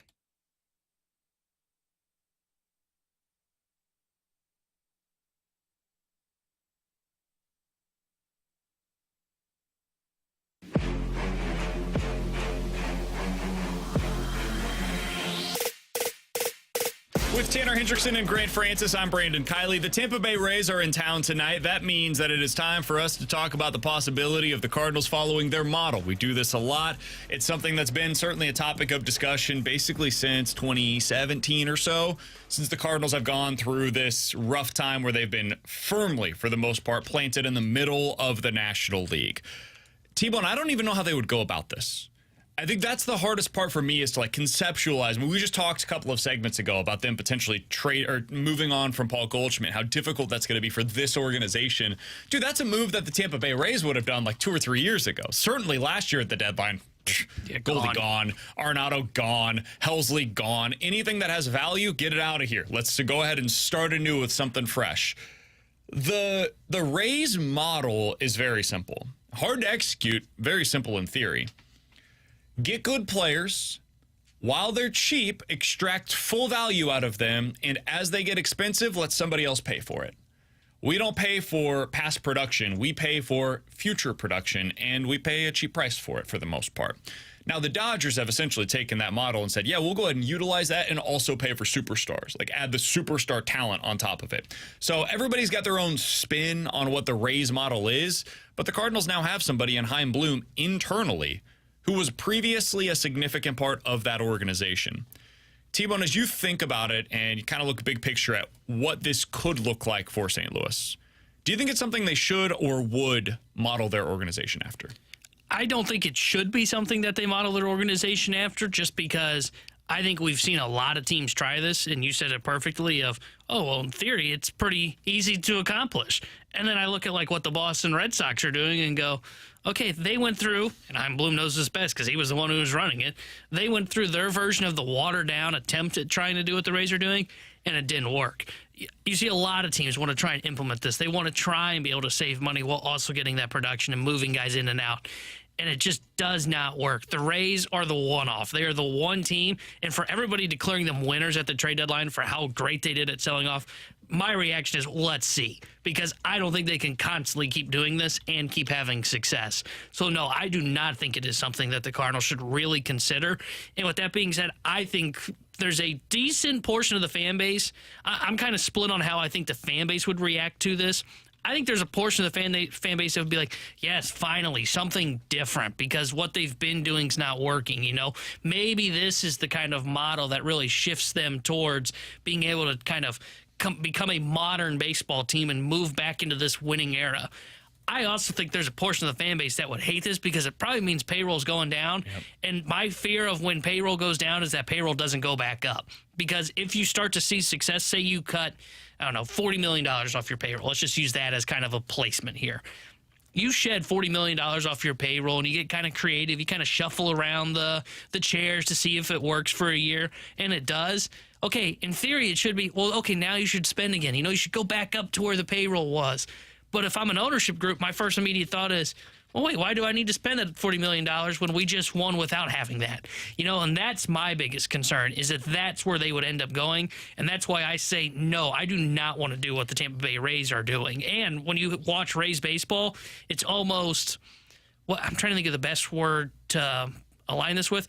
It's hard to get invested in players of that team because they are essentially assets that are constantly moving in and out. Faceless. Exactly. And that's what's great about Cardinals baseball is though, yes, the ending for Adam Wainwright was bad. The ending for Yadier Molina was bad. It looks like Goldie's ending's kind of bad. But you know what? You kind of came up with those guys, and they never left. Paul Goldschmidt's been here for 6 years now at this point as a St. Louis Cardinal. He's not doing that as a Ray. He's here for like 3, and he's gone. I thought Randy Arozarena was going to be the exception. They also don't trade they don't trade for a guy like Nolan Arenado. They don't trade for a guy like Paul Goldschmidt because their contracts were too expensive, and Goldie required an extension the moment that he was traded to you.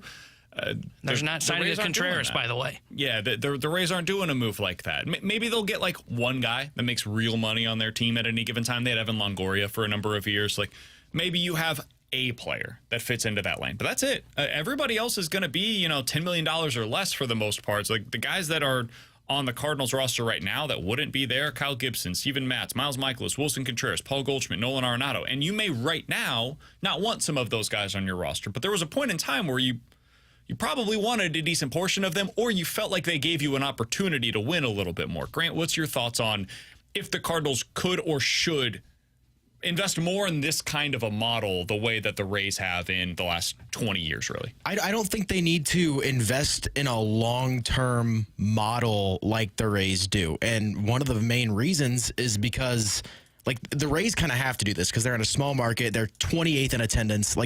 They are in a situation where they have to buy low and hope for upside. The Cardinals are in that situation. Even on a down year, their worst year, they're ranked 6th in attendance right now. This is a baseball market. They're going to be fine when it comes to being able to spin to what they can. Now, what you said in the beginning of the segment, where what the Rays would have done last year is trade Arenado, trade Goldy, trade Helsley. That's what the Cardinals should have done last season. Because if the Cardinals would have done that last offseason and moved on from all those players and said, this season we're taking a step back, we're letting the young players come up, play, and we'll see what we got. Then you have Jordan Walker playing every day and trying to get him to figure his thing out at the big league level. You have Nolan Gorman playing every day right now, trying to get his stuff figured out at this level rather than sitting on the bench rotting for this part of the season. If you traded off all of these assets last season and you were true sellers and just sort of went into rebuild mode, now all of a sudden, they probably wouldn't have spent to what they did this season. Obviously, they would not have because they wouldn't have Arenado on the books. They wouldn't have Goldy on the books. But that's fine because you're letting the young players play. And then once you know what you have and once you're ready to start buying again, then you can get back up there. But you don't need to go long-term and be the Rays and never spend money. That's not – the Cardinals aren't in that situation. Yeah, I think if they end up going this route, they'll probably be middle of the pack. Right now, they're 12th in Major League Baseball in spending for this season on payroll. If they were to go this route, they probably would be closer to 17th. Which is not a significant decline, but it's a decline nonetheless. They'd probably be somewhere. 17th right now is the Colorado Rockies. They've got $146 million committed to their payroll. If you're looking for 16th in Major League Baseball this season, it's the Mariners at 147. And then 15th, there's a massive gap between the two. 147 for the Mariners. 15th is the Padres at $170 million. And again, the Cardinals are at 177. They're 12th. So there's a tier break after the 15th best team and most expensive team in payroll this season at 170, and then it drops down to 147. They'd probably be around that Padres type of a lane. You drop a little bit in your payroll and you kind of end up middle of the pack when it comes to what you're spending on your roster. I don't think they would. I don't think any team is going to go full Rays the way that the Rays have gone full Rays. And I think that's kind of the problem. If you're going to operate this way, it almost requires you to go full Tampa Bay Rays. Yeah. Because if you're not extracting the full value out of doing it that way, then you're just kind of being a watered-down version of what other teams want to be. Because a lot of teams are using this model now. A lot of teams are saying, hey, we'll trade our guys as they get more expensive because we're not going to pay them long-term and we'll extract value. Now, the Brewers are kind of doing this, honestly. They're just doing it better than the Cardinals have. And then they've added a couple of guys that they're going to keep long-term, being Contreras and Christian Yelich, the key piece that they decided to sign long-term. I wouldn't want to build my team this way. I really wouldn't. I don't know that it's... I think it's become, for a lot of people, the shorthand version of this is the only way to win, and I just simply do not believe that. I think you can win in a way similar to what the Cardinals are trying to do right now. The problem is they seem to go right up to that line and then say, we're not going a step further, though. And like there's points where you can't extract value from young players that don't really have a place on your roster. And they're like, oh, well, we're not going to do that. We need to keep all of the prospects and we're going to keep these veterans in place. And so they just get stuck. They just get everything stuck where they've got like all of these different things, and it's almost too many different options to be able to work with. Like right now, Thomas Ajayci was just named their minor league player of the month. He's been on fire. There's like 20 teams in baseball that guy would have gotten the call up for. But the Cardinals can't and won't do that because they're stuck with a couple of spots on their roster with Matt Carpenter and with Brandon Crawford. And so, like, okay, what is the value for a Thomas Ajayci for you right now? Is it a trade piece in the offseason? Was it a trade piece at the deadline? Is it going to be somebody that starts for you long term? What is Nolan Gorman's value on this roster right now? Because he's not pinch hitting for you. He's not starting for you. He doesn't play against lefties. What is his role? So when you look at the way that they operate as a team, I don't think you have to go full raise. I don't even think you have to go partly raise. Just be better than this. That's it. It's a low bar to clear, and if they could just find a way to stop gumming up their own operations, I think you can win with the Cardinals quote-unquote model that they've had for the last decade or so. They just got to do it better. Yeah. Like they spend the requisite amount of money. They just do it sometimes kind of recklessly. And one of the moves that they would make this offseason would be the previous version of themselves, re-signing Goldy. Don't do that. Just don't do that. That's the move that you don't do. Don't do the Miles Michaelis extension. Don't do this version of the Goldy extension. Don't bring back Waino on a $17 million deal. You can do a bunch of other stuff that you typically would like and just don't add those other unnecessary moves to the mix. And if you do that, I think this is a team that can get right back into it. Yeah, and that's where I was going, was they spend the money on whether it be what I would call that mid-tier market, which is how you get stuck with those bad contracts. Look at the Steven Matz contract, for example. It doesn't kill you. It's only, what, $12.5 million Steven Matz is making? But now, okay, well, that's $12.5 million I couldn't spend this offseason. That's $12.5 million they can't spend next offseason because they're kind of stuck with Steven Matz. Exactly. When you go into that second tier, when you go more to that middle tier of free agency, that's when you kind of get stuck with those bad contracts because you pay a little bit. The value, $12.5 million for Steven Matz, that's not bad compared. He probably would have gotten that. But when you go 4 years with that is when it becomes a problem. I also think it's internal guys. Like they just sign, and I'm not even talking about young players. They sign older veterans to contract extensions before they need to. Bad. You don't need to do that. You don't need to do a Goldy extension this offseason. Like, just go your separate ways. The Matt Carpenter extension, the second one, the first one ended up being great for the team. The second one was a problem. Those are the kinds of moves where it's like, why? Like, was Michaelis going to get $18 million over a multi-year deal if he hit the free agency market? Maybe, but that's like the ceiling of what teams pay for that kind of a player. So I just think sometimes they jump the gun on these things, and hopefully they've learned their lesson. I think they did with Goldy not getting an extension in spring training. Thought that was a really smart move by them. Now wait till the end of the year. It's clear the numbers have regressed in a significant way. Go your separate ways. That's the next part of it. The first part is to wait, sit on your hands, do nothing. The second part of it is when it's time to move, go your separate ways, actually do that part of it. Don't get stuck and say, oh, legacy player, gotta extend him long term. All right, coming up next, The Juncture here on 101 ESPN.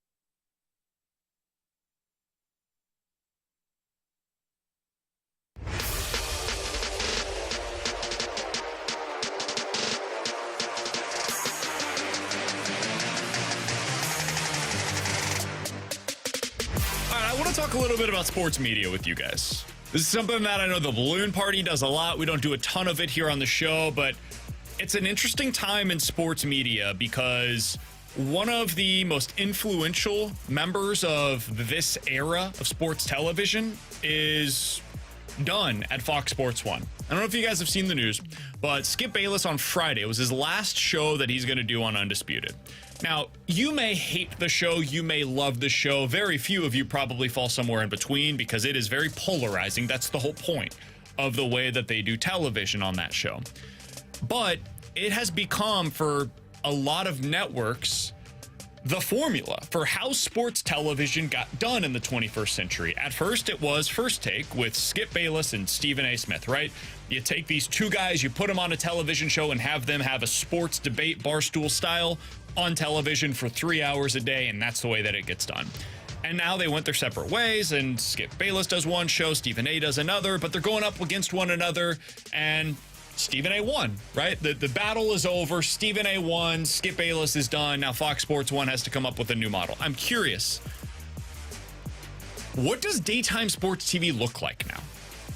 Because once upon a time when I was growing up, it was SportsCenter, right? You'd watch SportsCenter because that would be the way that you got your highlights. That would be the updates. And then came along Around the Horn, which is apparently starting next year, probably going to go away. PTI was a big sports show that I used to watch growing up as well. And then it went more towards the debate style. What's next? Because as I'm looking at like most of ESPN's programming throughout the day or Fox Sports 1's programming throughout the day, it just looks like they're taking this show and putting it on television. It just becomes sports radio for TV, the way that we are on YouTube right now, for example. What's the next thing for you guys, in your opinion? What does it look like for the next 10, 15, 20 years in terms of national sports television during the day? Yeah, I think it's going to be kind of what you just said there, of it's going to be kind of that radio style, if you will, where you look at it like Pat McAfee. That's clearly something that ESPN wants to work out. There's a reason they paid for Pat McAfee's show. I think that's what they're hoping is the next wave of what TV kind of sports media is, because I just don't think you're seeing a lot of people want to hear the First Take. I think is on its own. I think that is the one that is still kind of separated by itself.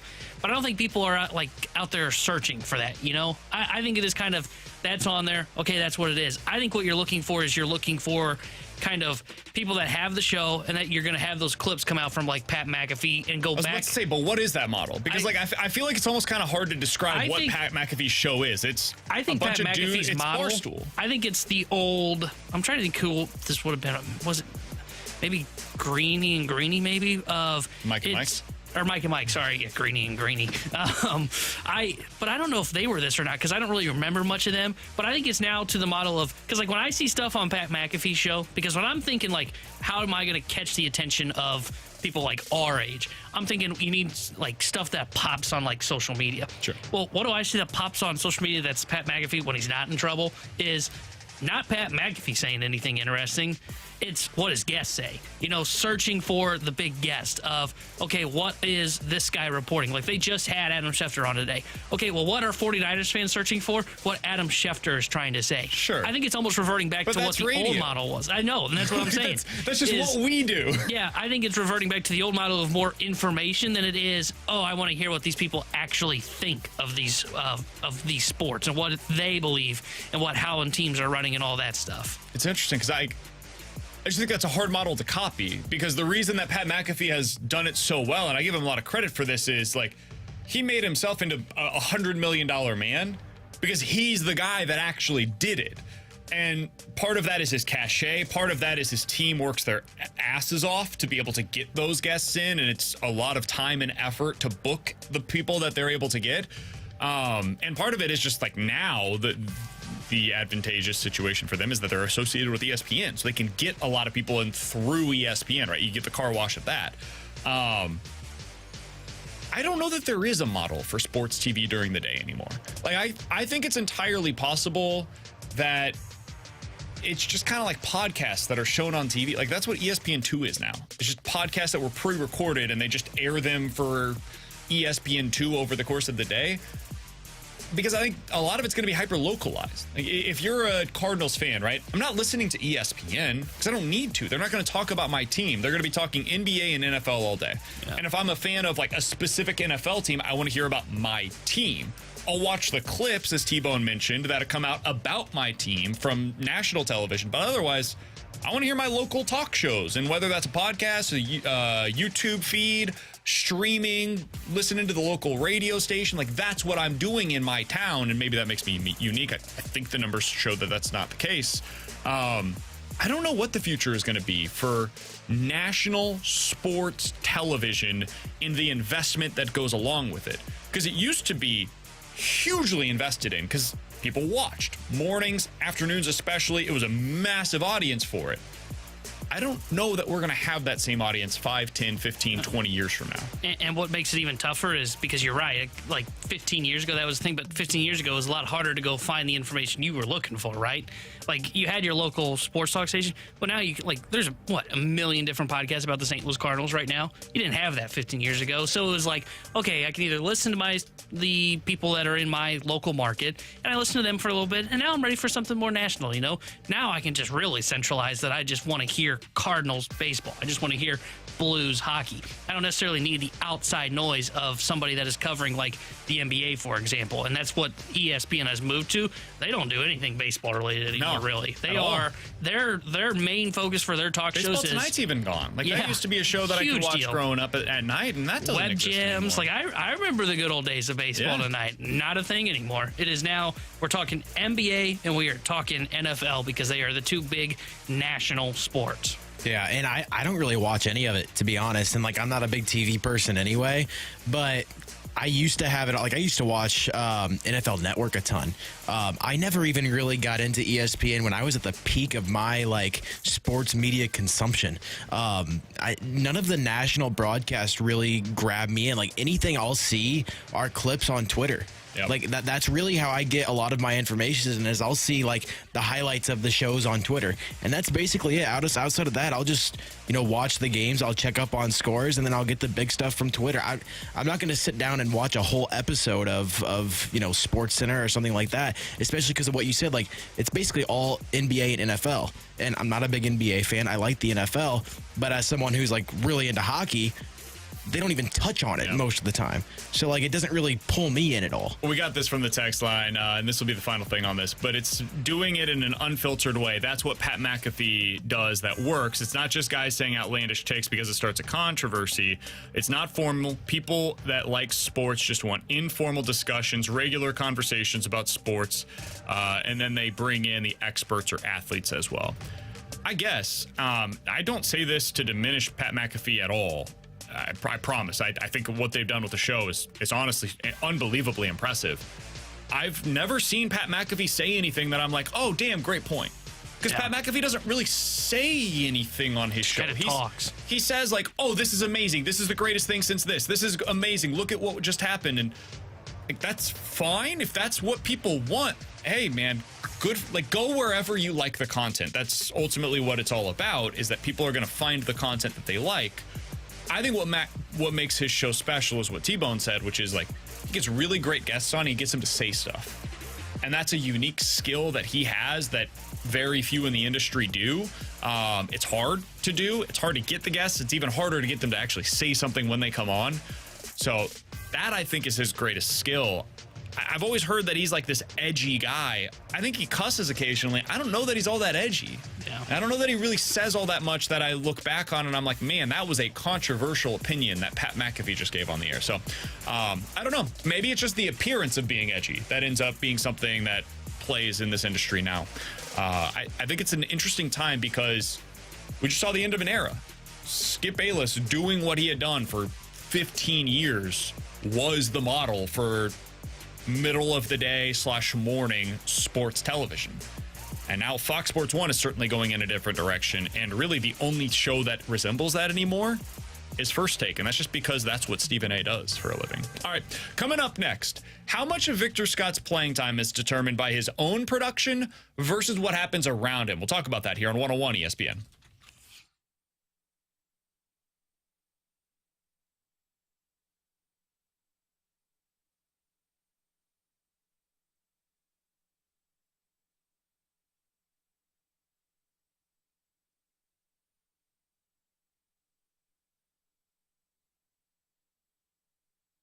Hey, it's BK, and it is time for you to get involved in the Circa Millions or Circa Survivor. They're both great contests that are taking place right now out in Las Vegas with our friends at Circa Sports. You already should have downloaded their app. They've got the best one going for you right now in the state of Illinois. It's the Circa Sports app.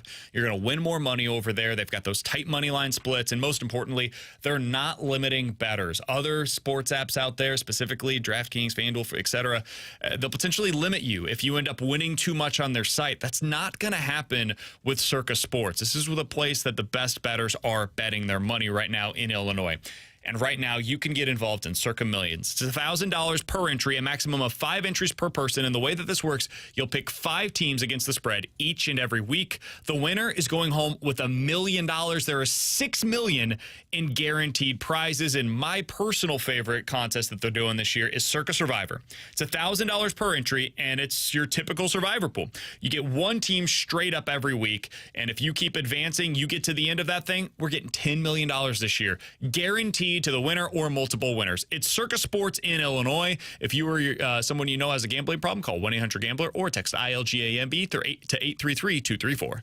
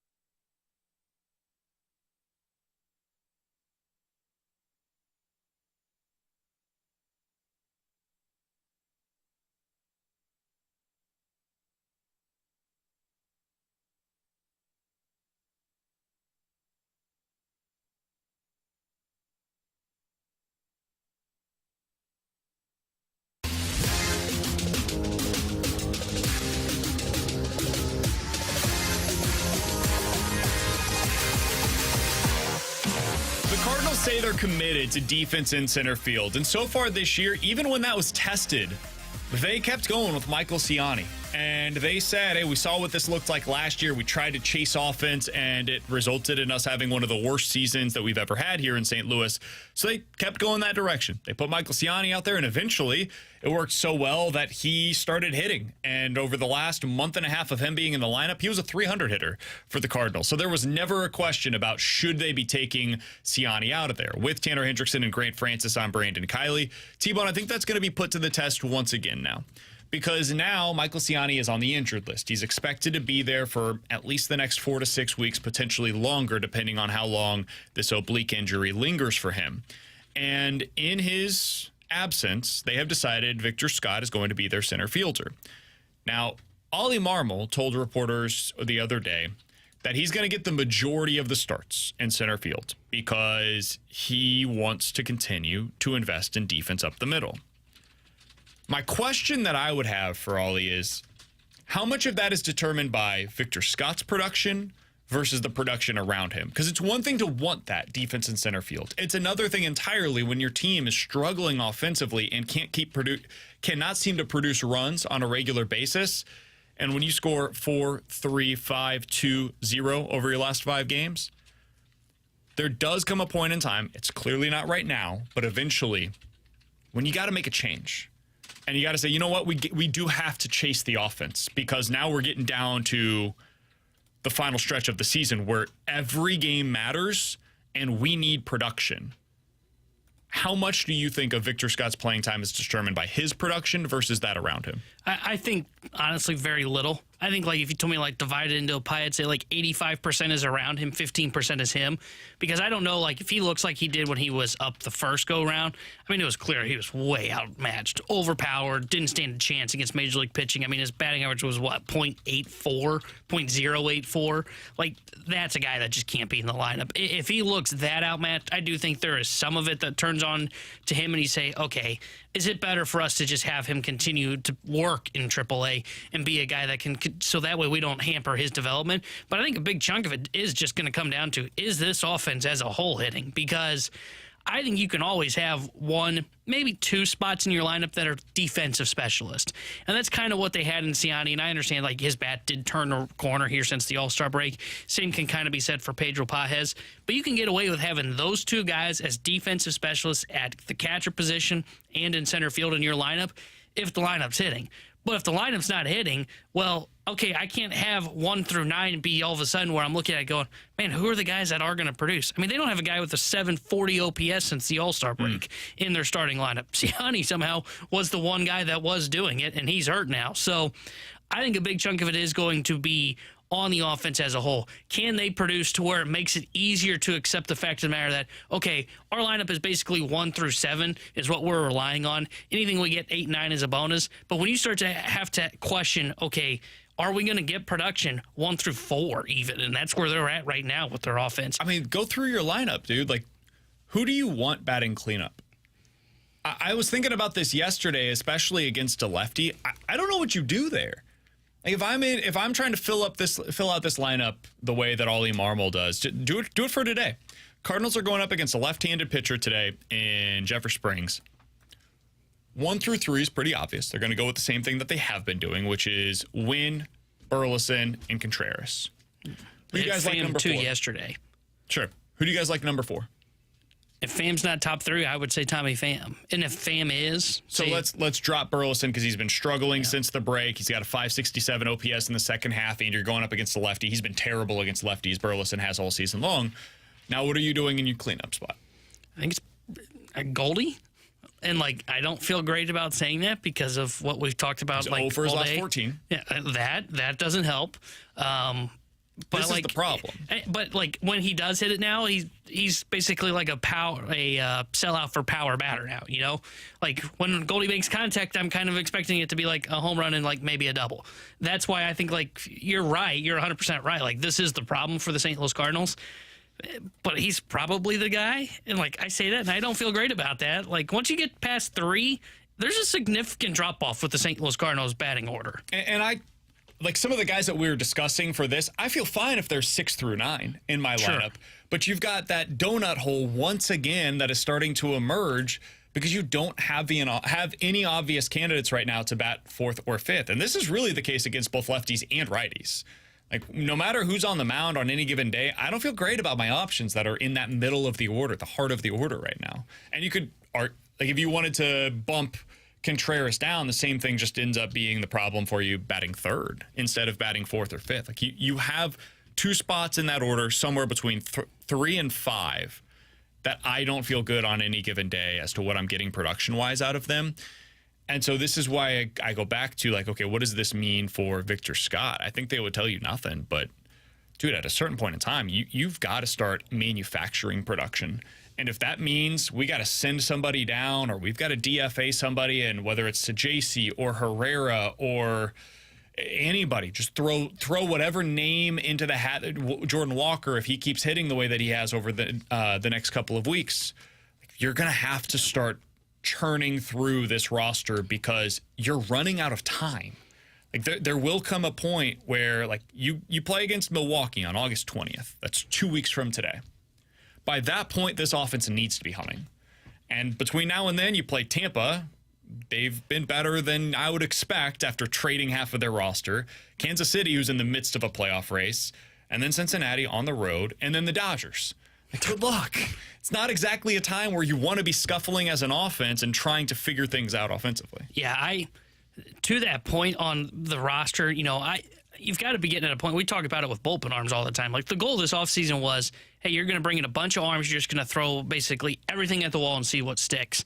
they're like at that point now with the offense of, okay, now it's time to start churning through some of these right-handed bats that are in the system just to see if it works. Like, do I think, and I'm only using him, I wouldn't call him up. He's like 5th on my list of guys I'd call up, but I think he fits this conversation.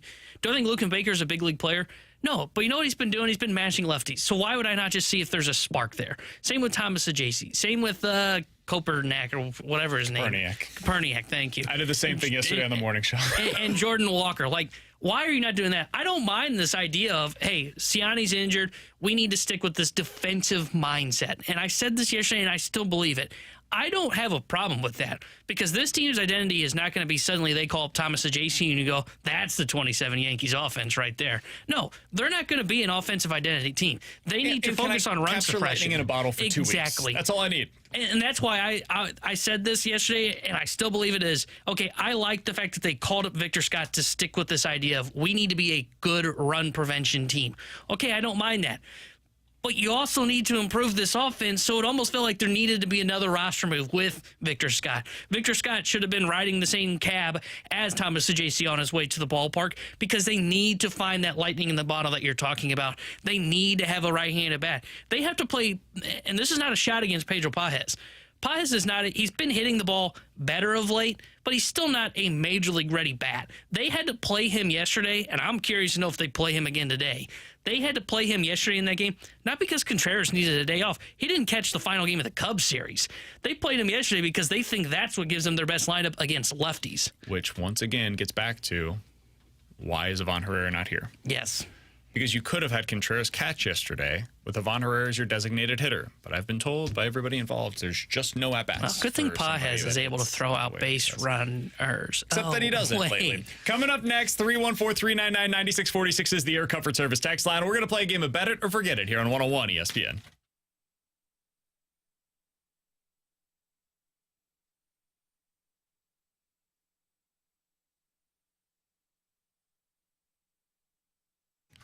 Hey, it's BK to tell you about my friends over at Victory Men's Health. It is time to unlock your inner champion. When you wake up in the morning, do you feel your best version of yourself? Do you feel like you did 5, 10, 15 years ago? If the answer to that question is no, you should check them out today at Victory Men's Health. They've got 4 great locations across the St. Louis area, and you can check them out online today at victorymenshealth.com. Whether it's weight loss goals that you're trying to achieve that you haven't been able to do on your own, they can potentially help you out with that. Low testosterone, one of the potential symptoms of that is fatigue, not being able to get the same amount out of your workouts as you once did. They can check those levels for you. They did that for me. And when those levels came back, I found out I was actually low on vitamin B12, I was low on vitamin D, and I was a little low on iron as well. They got me hooked up. I've got a couple of supplements that I take now, and I feel better. I feel like I've got more energy. My workouts are going better for myself, so they can do the same for you. Check them out today, Victory Men's Health, 4 great locations across the St. Louis area and online at victorymenshealth.com.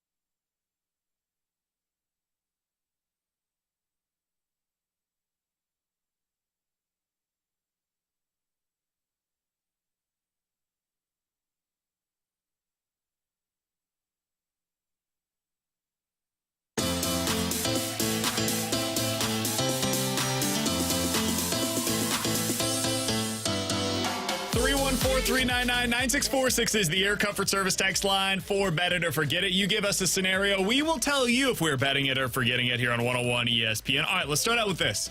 Guys, bet it or forget it. Dylan Carlson will get a standing ovation tonight in his first at bat here in St. Louis as a Tampa Bay Ray. Oh, man. I'm going to bet it, but I don't think it's going to be a very big standing O. Like, they're going to have to really zoom the camera in when they're, like, panning around. Harrison Bader got one yesterday, and he's been in town, like, 7 times since he was dealt. And that's why, like, I think they're going to do it just because they do it for everybody. I think Paul DeYoung got one, and he was, like, the most polarizing player for, like, a 3-year stretch. The fan base seemed to still like Dylan Carlson, and a lot of them somehow still seem to think that Dylan Carlson has upside. I don't. I personally wouldn't give him a standing O if I were there tonight, but I do think this fan base will, so I would bet this. We've got to decide on, like, what the requisite level of career was in St. Louis for a guy to get a standing O. I feel like there should be some, like, gathering among Cardinals fans to determine, is this a guy that meets the criteria? And for me, Carlson doesn't. Like, I'm going to say bet it that it happens. And I'm not going to, like, crush Cardinals fans for doing so. This has become a thing here in St. Louis, right? I just don't think it's necessary. Like, I feel like this is when it's maybe jumped the shark. I'm with you there. Especially because he only had, it's not like he had multiple good years. One it was good season. One good season. And, like, hey, credit Dylan Carlson. That was a really good year. He finished, third Rookie of the Year voting? But it's not like he was an all-star. It's not like he won an MVP. Yeah. Like, if Goldy goes somewhere else and comes back next year, he should get a standing ovation. The dude won an MVP while in your uniform, right? Didn't have the postseason success that you wanted, but he did something that very few have ever done in a Cardinals uniform. Carlson finished third in the Rookie of the Year voting. He was 15% above league average offensively. It was the start of what was expected to be a promising career. He had 18 home runs, 30 doubles. Like, it was just a really good season. Oh, I know DeYoung got it with the White Sox. Did Pham get a standing O when he came to town with the White Sox? I don't remember. I remember DeYoung getting it. Pham had been gone at that point for like 5 years. Sure, I can't remember. Didn't we just say Bader? I mean, Bader's been, 3 at this point? 4? Yeah. He's probably been 3 at this point. Like, okay. Pham first time back would have been like 2019. So it's been a long time. So I don't know if at this point they were still doing standing O's for him. I can't remember because I remember DeYoung got it, and I was genuinely shocked when I saw Paul DeYoung got a standing ovation. It'll be good. It'll give the fans something to cheer about tonight. Wow. Somebody said Taylor Motter would get a standing O here. Oh, not BK would be the loudest booer I've ever. Oh, he'd be so infuriated if that were the case. All right, T-Bone, what do you got for us? Guys, bet it or forget it. We are going to see Brandon Ayuk on a different team by this time next week. It's just reported by Ian Rappaport that the Steelers are reportedly still in the running for Brandon Ayuk. I'm holding my ground on this. I'm saying forget it. I don't think they should. I don't think they will. But, man, the more reporting that comes out on this, the more it feels like they're going to give in and let him go somewhere else. So I'm going to forget it, but I keep being proven wrong on that. I think I'm going to bet it. It was originally the Patriots and Browns who were in on him. Now we're bringing up the Steelers. I think the more teams that come into this conversation, the higher chance there is of him being traded because the higher chance there will be a price that the 49ers won't want to pay. So I'm going to go bet it. I think I'm going to bet it as well. I think he's going to be dealt. And, like, I would not do it. You know, if I'm the 49ers, man, he's playing for me or he's not playing this year. But they seem to be wanting to do it. So I'm going to bet it. I think he's traded by this time next week. Grant, you got anything for us today for bet it or forget it? Yeah, so currently the Cardinals are right behind Pittsburgh in the division. They're both 6 games back of Milwaukee. Cardinals are 2.5 games on top of the Reds, 3 games on top of the Cubs. Oh, I know where this is going. Bet it or forget it, the Cardinals finish either 4th or 5th in the division this year. Okay, well, I thought you weren't going to hold any punches, and I thought you were going to say bet it or forget it, they finish last. That was my first instinct. I think they'll finish at least 3rd. I think the Reds are not very good, and I think the Cubs are done. I don't think we're very good. I think what we learned over the weekend, and I heard Kerry say this on the Fast Lane yesterday, he said, what I learned from that weekend series is that the Cubs are bad. And they beat you 3 out of 4. So I agree with his sentiment on that. I do think that the Cardinals are a better team than either of those two, and I think they will finish 3rd or better in the something that stands out. Cardinals run differential, -48. It's fine, dude. The Reds are plus 35. I can't emphasize this enough. It is fine. I will forget it because I don't know if they're worse than the Reds. I kind of agree. The Reds are fun, and when they win, they beat the crap out of teams, which is why their run differential is much better. I don't know if they've got the pitching, and that would be my worry, and the offense around De La Cruz. So I will say forget it, but I think it's going to end up being pretty freaking close. The quick math here. The run differential, the Reds are only 83 runs better than the Cardinals this season. That's unbelievable. It's all good, dude. Hey, no problem. On that note, I'll bet that, by the way. 314-399-9646 is the Air Comfort Service text line for Better to Forget It. Let's get some of these from the text line now. Guys, better to forget it. The Cardinals will be the last team that Paul Goldschmidt plays for in his major league career. I'm going to forget that. I think he ends up going elsewhere next. I'm going to forget it, too. Oh, man, I'm going to bet it because I really am fearful they're going to sign him to a contract extension at the end of the season. They do that. They give him another 2-year deal. I could see that he finishes his career as a Cardinal.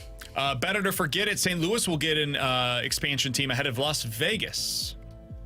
In what? For the NBA, sorry. Oh. I should have mentioned that part. It's pretty important. No, forget that. There's no way that the NBA is coming to St. Louis prior to Las Vegas. Maybe after. Maybe there's a conversation then.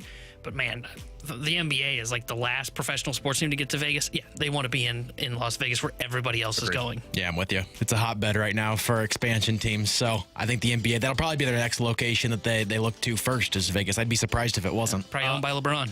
Better to forget it, boys. Somebody other than the Phillies or Dodgers finishes with the best record in the National League. The Phillies have 66 wins, as do the Dodgers right now. Next up, in terms of best in the league, would be the Milwaukee Brewers at 62. And then you've got the Diamondbacks and Padres with 61 on the season. So better to forget it. Somebody other than the Phillies or Dodgers has the best record in the NL. I'll forget that. Yeah, I'm going to forget it as well. Now, if you told me, will the Dodgers flip places with the Phillies, I'd hear an argument on that because the Phillies are free-falling right now. But I just don't see anybody... Like Milwaukee, they're struggling of late right now. It would have to be somebody in the NL West, in my opinion. It almost would, to me, it'd either have to be probably San Diego would be the one for me. Or Arizona. Arizona's playing really well. They're at 61 wins, too.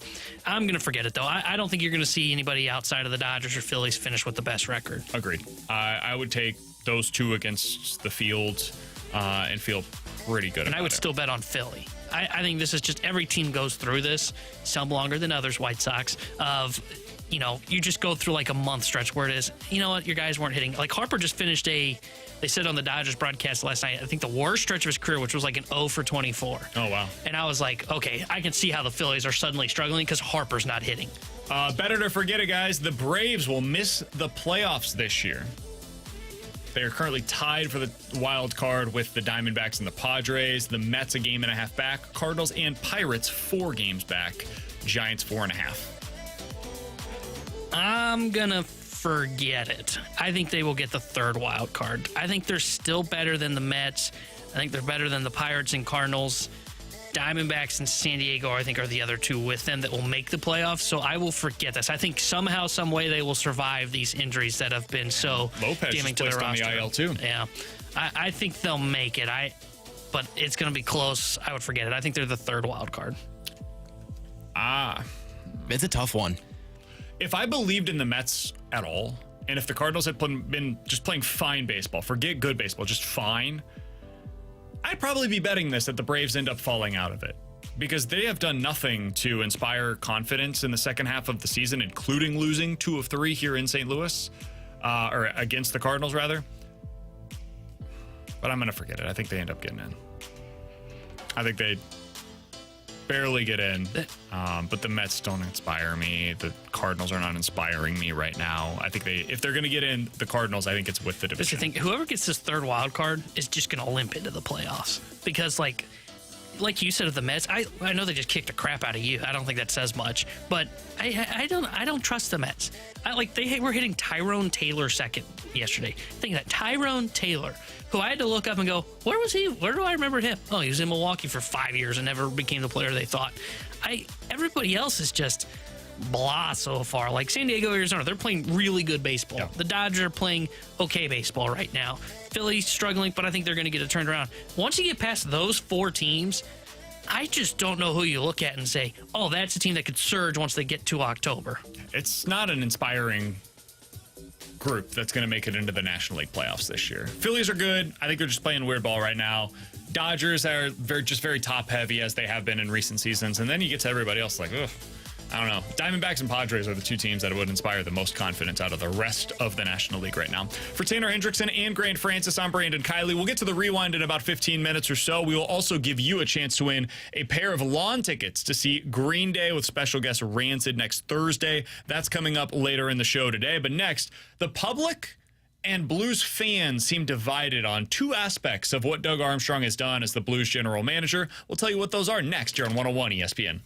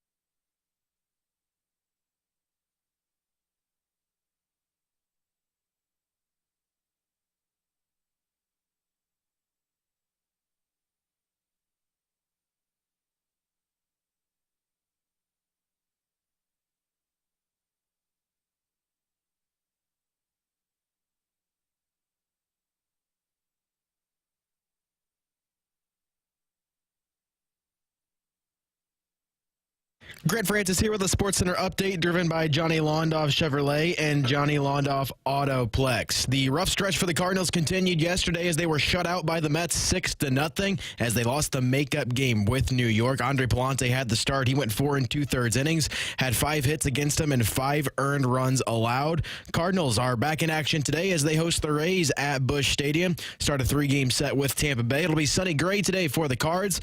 Jeffrey Springs for the Rays, and first pitch will be at 6:45. I'm Grant Francis. The SportsCenter update's been driven by Johnny Londoff Chevrolet and Johnny Londoff Autoplex. See them at londoff.com. Chevy, together we drive. Are you kidding me?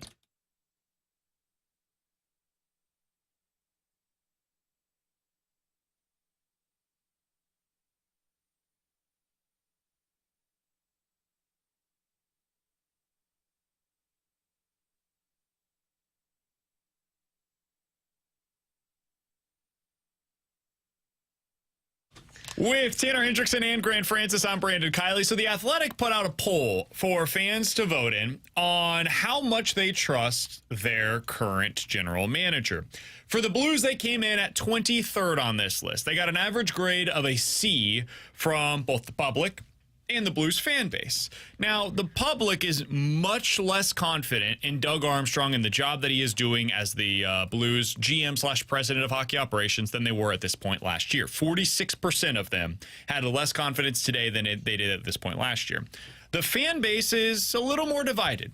22% of the fans in this poll on The Athletic said they are more confident in the job that Doug Armstrong is doing today than they were at this point last year. Only 29% of them said they're less confident in Army's performance. There are two major things that are different between, they're like a fork in the road. For the public, so like national NHL fans versus Blues fans specifically, and how they view Army's performance. And those two aspects of the job are how he drafts and develops talent and how he does in trades. The national public has a C+ for his drafting and developing skills and a C for what he does in trades. Fans here in St. Louis have a B for drafting and developing and a B- for trades. T-Bone, Grant, if I asked you, how do you view Doug Armstrong specifically in those two areas, draft and develop and then trades? And do you fall more in line with Blues fans or how the national audience views Doug Armstrong's performance in those areas? So it's funny because for me, for the draft and develop, I agree with Blues fans. I would say B+. I'd probably give him a little bit more in terms of how I would grade him because I look at what they've done drafting-wise really recently, and you go, okay, Jake Neighbors, guy that we saw scored 20 goals last year, and if he's able to do that again, suddenly I think that's where you'll really see the public start to shift their view of, oh, well, hey, look, they kind of have a bit of an emerging star maybe in a Jake Neighbors. Matthew Kessel was a guy that we saw last year that really emerged. I think in spurts that you saw from Zach Bolduc, you were like, okay, I could see where he ends up becoming maybe not a star, but an NHLer. And I think when you're as a fan base looking at how is Doug Armstrong, even when you talk about John Mozeliak in terms of baseball as well, when I look at draft and development, yeah, you need to hit on a star. Blues might have that in Robert Thomas, by the way, a guy they drafted and developed. Mm-hmm. You also have to hit on the other pieces that end up being the complementary pieces. So you don't have to go out there and sign guys like a Brandon Saad, for example, for like $4 million to play on your third line for like 4 years. I think for draft and development, I side on the fan base side. I would say a B seems fair. It's weird, though, because on the trading side, I kind of lean towards the public and go, I'd go C. And maybe my opinion is skewed because of the last trade that I just saw him make, which was, send out Kevin Hayes for a second-round pick, and he brought him in last year and then quickly had to pivot and say, that didn't work. I also necessarily wasn't the biggest fan of bringing in a Radek Fox who they acquired this year, just because I would have much rather have seen them go the route of, okay, I want to see the kids play. For me, the last trade that I can point to and say, significant win, no doubt about it, Doug Armstrong, man, what an incredible deal that was, I think is probably the Buchnevich trade. Like maybe the Nick Leddy deal. I thought Nick Leddy was a decent acquisition when they acquired him, but it wasn't anything that was like big and sexy. So I would lean more towards the side of the public when it comes towards trading and give him probably a C grade. I think I'm with you. I think the way he handled the trade deadline in 2023, whenever the team was awful and you had those expiring contracts of O'Reilly and Tarasenko, and getting rid of those players and bringing in assets, I thought he did a good job with that. But I also thought that that's what any GM would have done. I thought it was pretty clear what needed to be done in that situation. Now, would they have gotten the same return and gotten 3 first-round picks in that, high of a draft? Maybe, maybe not. But I thought it was pretty clear what they needed to do. On the drafting and developing side of things, I think the Blues are top 10 in the league. Wow. I mean, that's where the fan base had them 10th. I think they are top. They're not the Dallas Stars. The Dallas Stars are phenomenal at it, but I can't think of teams that do it better given what they have. Like the Blues. That's a big caveat there, because where they've been drafting has to be taken into account, right? Sure. They're not getting number 1, or they're not getting top 5 picks that you expect them to become stars. They're drafting in the second half of the first round and still developing guys like Jordan Kyrou or Robert Thomas or Jake Neighbors, and that is impressive. Colton Parayko. Here's a question for you on the drafting and developing side. Where are the Edmonton Oilers on that list in terms of drafting and developing? I don't have it up in front of me, but I'm curious because if they have a really high grade, that's a joke. 31st. In drafting and developing? Yeah. Okay, well, I respect from their that fan then. base. Okay, because, I mean, they were bad for so long. They had all those high picks that, of course, they're going to have developed players. Sure. But for the Blues, you got Colton Parayko in the 3rd round. You've got Jordan Kyrou in the 2nd round, which, however you feel about Jordan Kyrou, for a 2nd-round player, he's been productive. Absolutely. You got Robert Thomas. It's been a success. A 2nd-round pick becoming this is a massive success. For sure. Like, you have all of these draft picks that the Blues have hit on, especially given where they were taken in the draft. So I'm very high on the Blues when it comes to their drafting and developing capabilities. When it comes to everything else, I think it's a little bit of recency bias because ever since the Stanley Cup, I'm not super high on what the Blues have done, obviously, with how the whole Pietrangelo thing went down, with how the Blues built their defense since then. And I think that's a lot of where the Blues fall on this list. What it comes down to is the moves that have been made since then with the defense. And that's completely understandable. That's what I was going to say. If I'm going to give them a lower grade on their draft and develop, it's because of what they've done defensively. Like, their inability to develop around Colton Parayko is why they got stuck with some of these contracts. Like, anytime, Stelter always mentions this on the Fast Lane, it's a really good point. It's probably the way that we should look at this. Anytime you have to dip into free agency, it's probably because you missed on a draft pick. And that's natural, right? You're not going to hit on everybody. But when you have to continuously go into free agency or trades to be able to mask over your deficiencies, especially in one specific area, it suggests, okay, we're missing a lot here. What's going wrong? And I think the Blues have missed a lot when it comes to their defensive core over the last decade. They took a 2nd-round pick on a defenseman in 2013. They chose Jake Wallman in the 3rd round of 2014. Vince Dunn in the 2nd round of 2015. Scott Perunovich in the 2nd round of 2018. Leo Loof in the 3rd round of 2020. I mean, you're talking about 5 or 6 different guys that were top 3-round picks, and really none of them have developed here in St. Louis. You could argue Vince Dunn, potentially, but that's kind of it. And even Dunn was underwhelming relative to expectations, I think would be fair to say. So, yes, they have developed so far what appears to be a solid piece in Matt Kessel. I think long-term he's probably a 3rd-pair defenseman. Nothing wrong with that. He was a 5th-round pick. That's a success story there.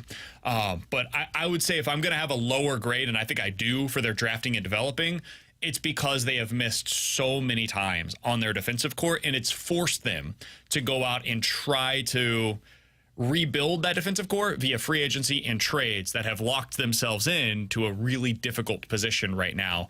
And it's part of why they're in the midst of a retool. It's because they've missed on all of those different guys. I would also say, like, if I'm going to give you a B, or if I'm going to say your top 10 drafting and developing, I want more than one case in the last 10 years or so of you developing somebody that is like a legit star. And I think Thomas is that. I think he's become it. I would say you probably need like more than one, again, to be a top 10 team in that regard. So I think fans are a little higher than I would be on the drafting and developing. We'll see what comes next. Like, it's possible they end up top 5 depending on what happens with Dvorsky and Snuggerud and all of those guys. We just haven't seen it yet, so I can't grade them on that. On the trading side of things, I'm probably pretty similar to the public. Like a C feels about right. Right in the middle. They've got them somewhere between 15th and 21st, depending on if you're with the fan base or the public, on how they've done with trades. I think they were really, really good at it, and it led to a Stanley Cup final, and they've been like average basically ever since the Stanley Cup. So if you want to grade it on a scale of C being average, I think that's right to me. And you mentioned the trades for where they got their 2 first-round picks, and they ended up with 3 in that draft. I think it's fair to say, a good GM probably ends up with those first round picks that he got. I think what can really change the tide of going to what BK said of, they're being good at trades prior to the Stanley Cup led them to getting to the Stanley Cup final and winning a Stanley Cup. That's the deadline that you circle right there and say, how does that determine their grade moving forward in trading? Is because, look, if they don't pan out with, I'm trying to remember who the late picks were, because Dvorsky was their pick. It was Stenberg and Lindstad. If those two guys don't pan out, well, it's not a loss in that trade, but what it is it's just a wash. You didn't really gain anything out of that because you end up with 2 extra first-round picks. If those guys don't end up becoming NHL regulars, okay, well, then that trade was a wash, and that's what we're talking about in a C. That's the draft right there, though, for me, that in 2-3 years is the one that when we do this piece again, hopefully still doing the show together in 2 to 3 years, then I will look at that and say, okay, why do they have a B+ in trades? It's because of that one right there. They ended up winning that trade deadline rather than losing it and it just becoming a wash, which is also the possibility. Hey, coming up later this week, you'll be able to hang out with Jamie Rivers, 101 ESPN, and Stella Artois this Thursday night, 6 to 8 o'clock. Once again, this one is at Helen Fitzgerald's.